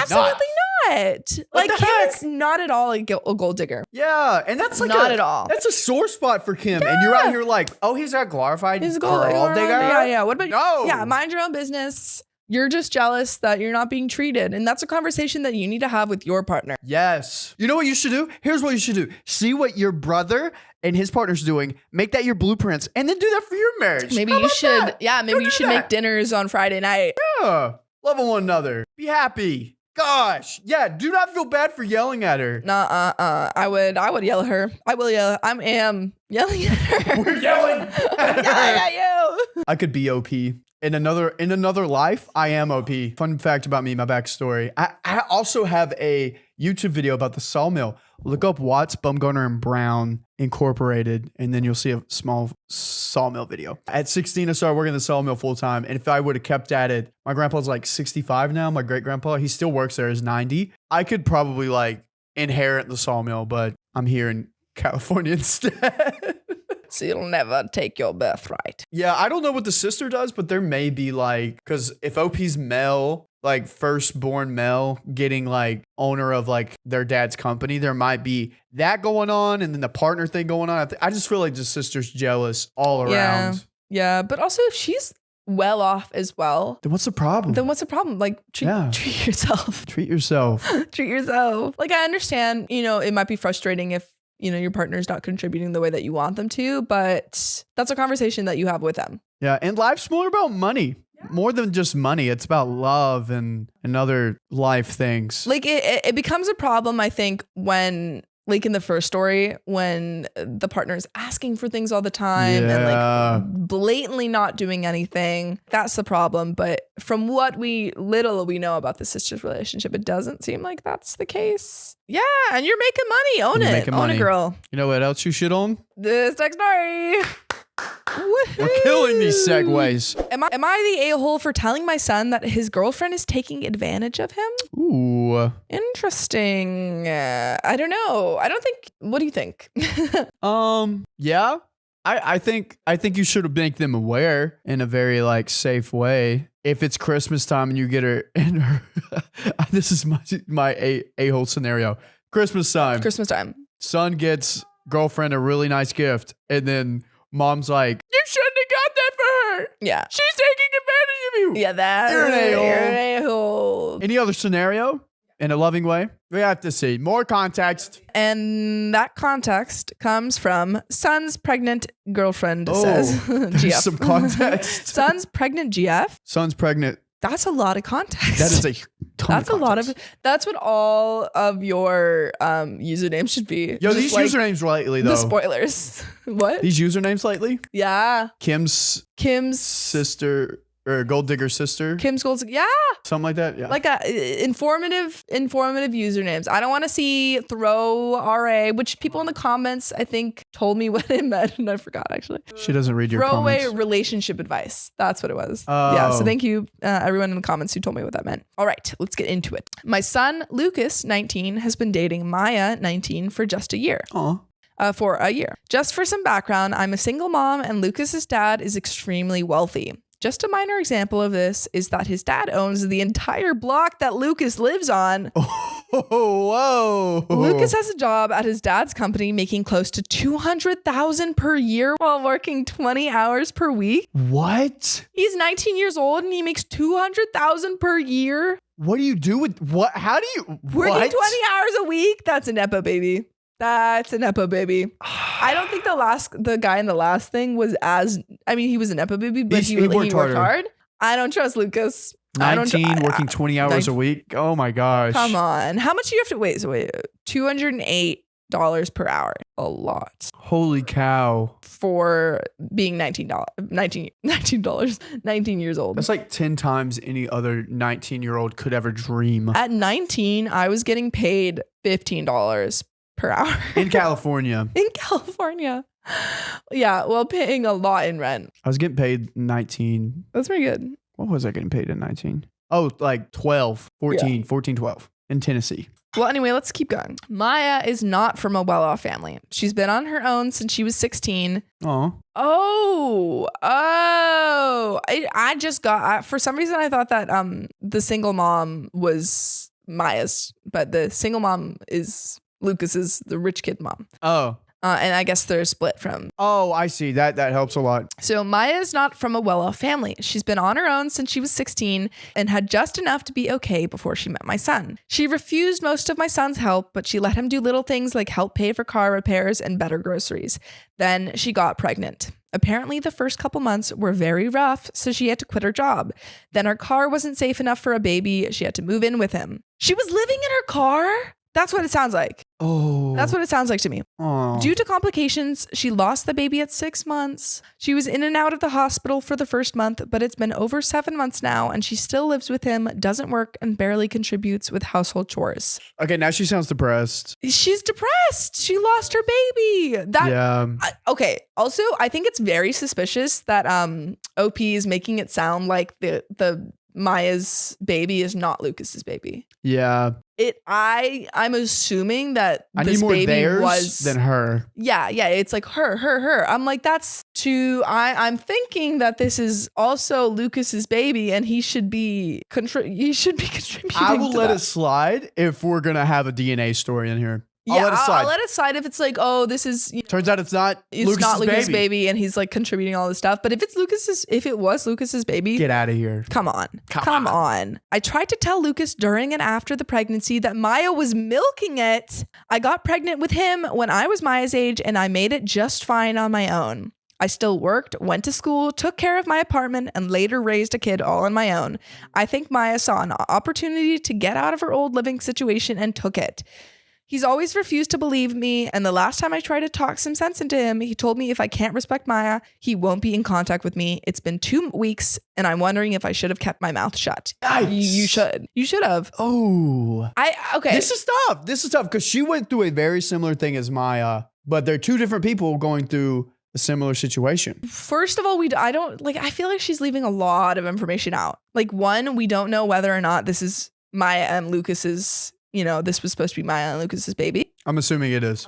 We don't know if this really, Lucas's rich father was giving child support, because that would have helped. Also, we don't know, OP's background before getting pregnant. Like, did they have any money to begin with? Because it seems like Maya was living in a car. Yeah. So it's like, you need to, Maya is obviously depressed after this and needs, losing a child is a lot. And to say that she's milking it is wild. That is wild. There are some relevant comments though. New Zach says, Maya has done nothing to indicate that she is just after your son's money and would probably be good for your son, as your son seems to have everything handed to him. Yeah. Yikes. You're just projecting your own insecurities on a totally innocent person. You're the a-hole, maybe the devil. Whoa. OP, it's been 7 months. There's no reason for her to not be working or helping around the house. I don't know. I don't know. I obviously never had a miscarriage, but that is that is like a really tough thing to deal with. Yeah. Yeah. Like on your body and also just on your mind. At the beginning, Maya didn't like, she let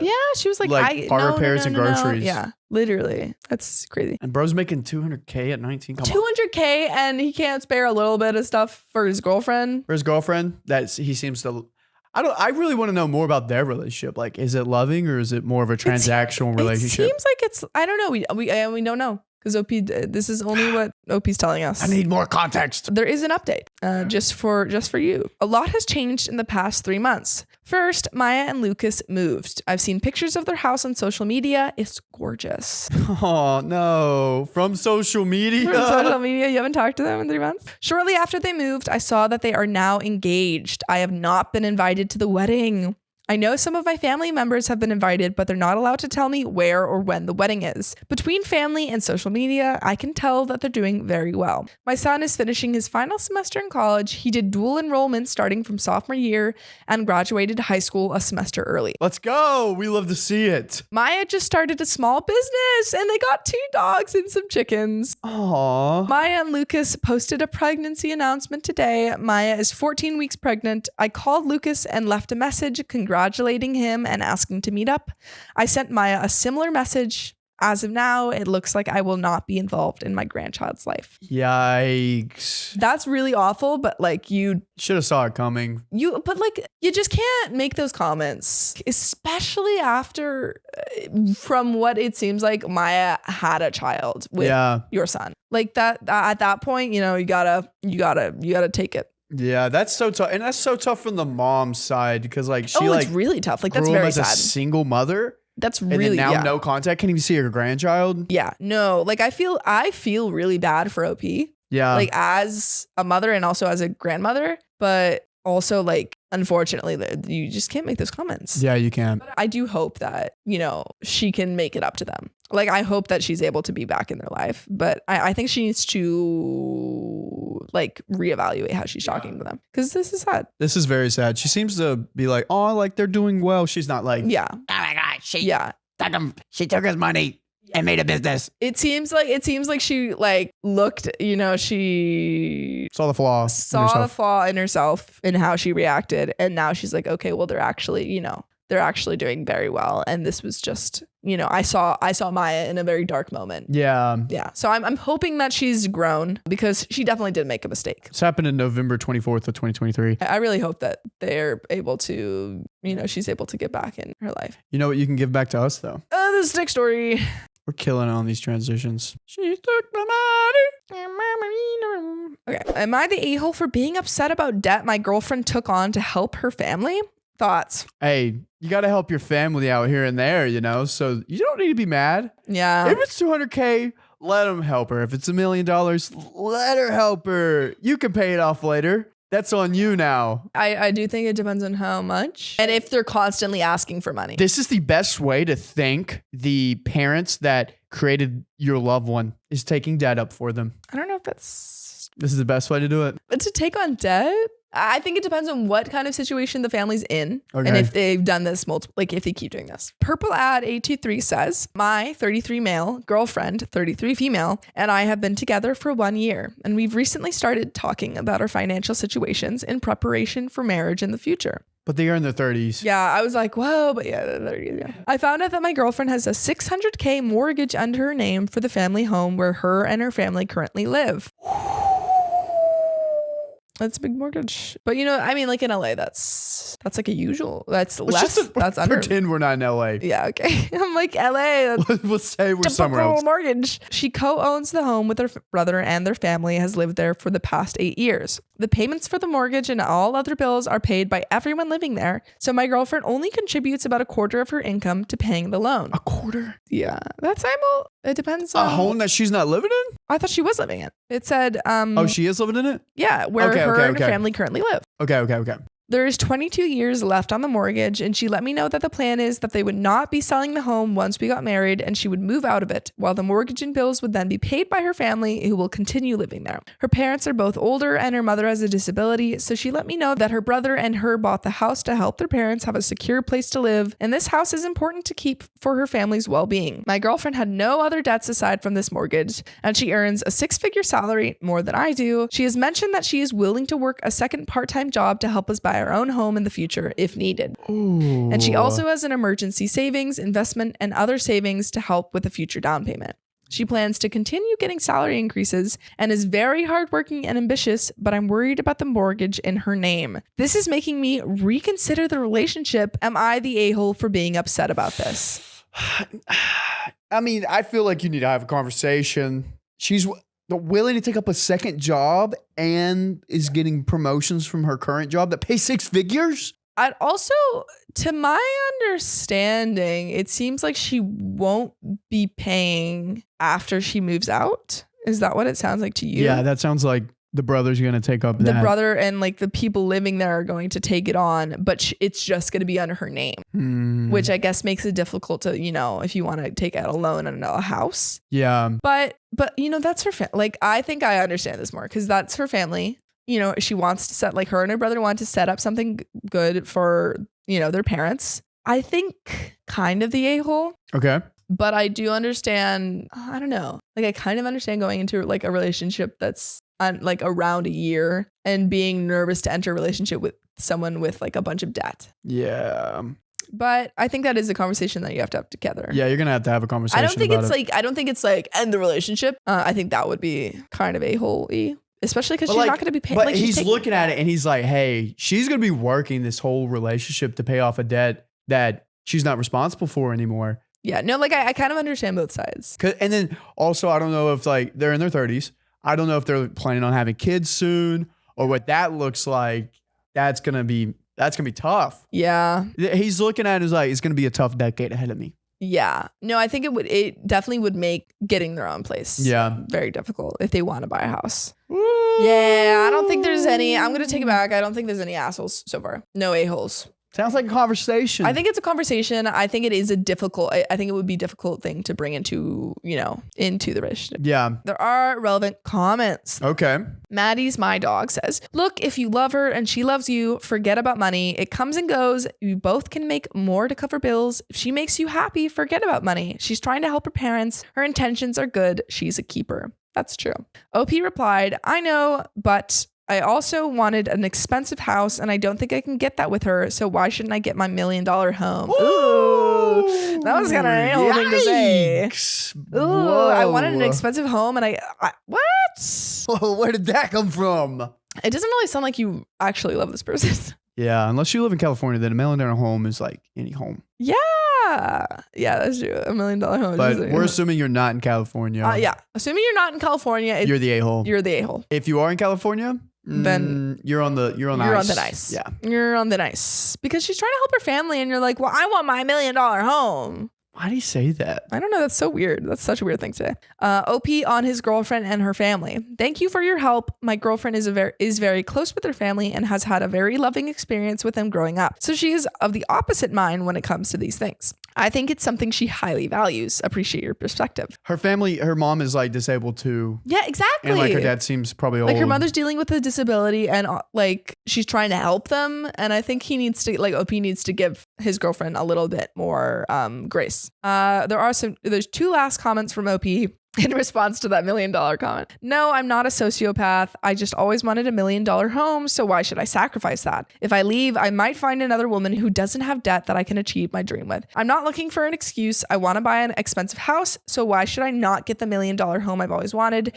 If I were to leave, maybe I would find another woman who doesn't have this debt and can help me buy the type of property I've always wanted. You want a partner to help you buy a house. Buddy. It sounds like you don't actually care who the girl is. Yeah. As long as you have someone who can afford to buy a house. That's such a wild thing to say. This is a very wild thing to say. And like, Who says you can't do it later? I guess he wants to live in. He's like, I want it now. You should have probably pursued another career if you really wanted that. Yeah. Honestly, I think you should break up with her because it doesn't seem like you really like her. She should break up with you. Yes, actually, sorry. Yeah, yeah. Send this Reddit post to her. Yeah. And she's going to break up with you. Yeah, no. I meant that in that way. Yeah. Because this is such an a-hole. I take it back. You're the a-hole. I don't like this. You're the a-hole. I took back my no a-hole comments. There is an a-hole. Is there more? Is this an update?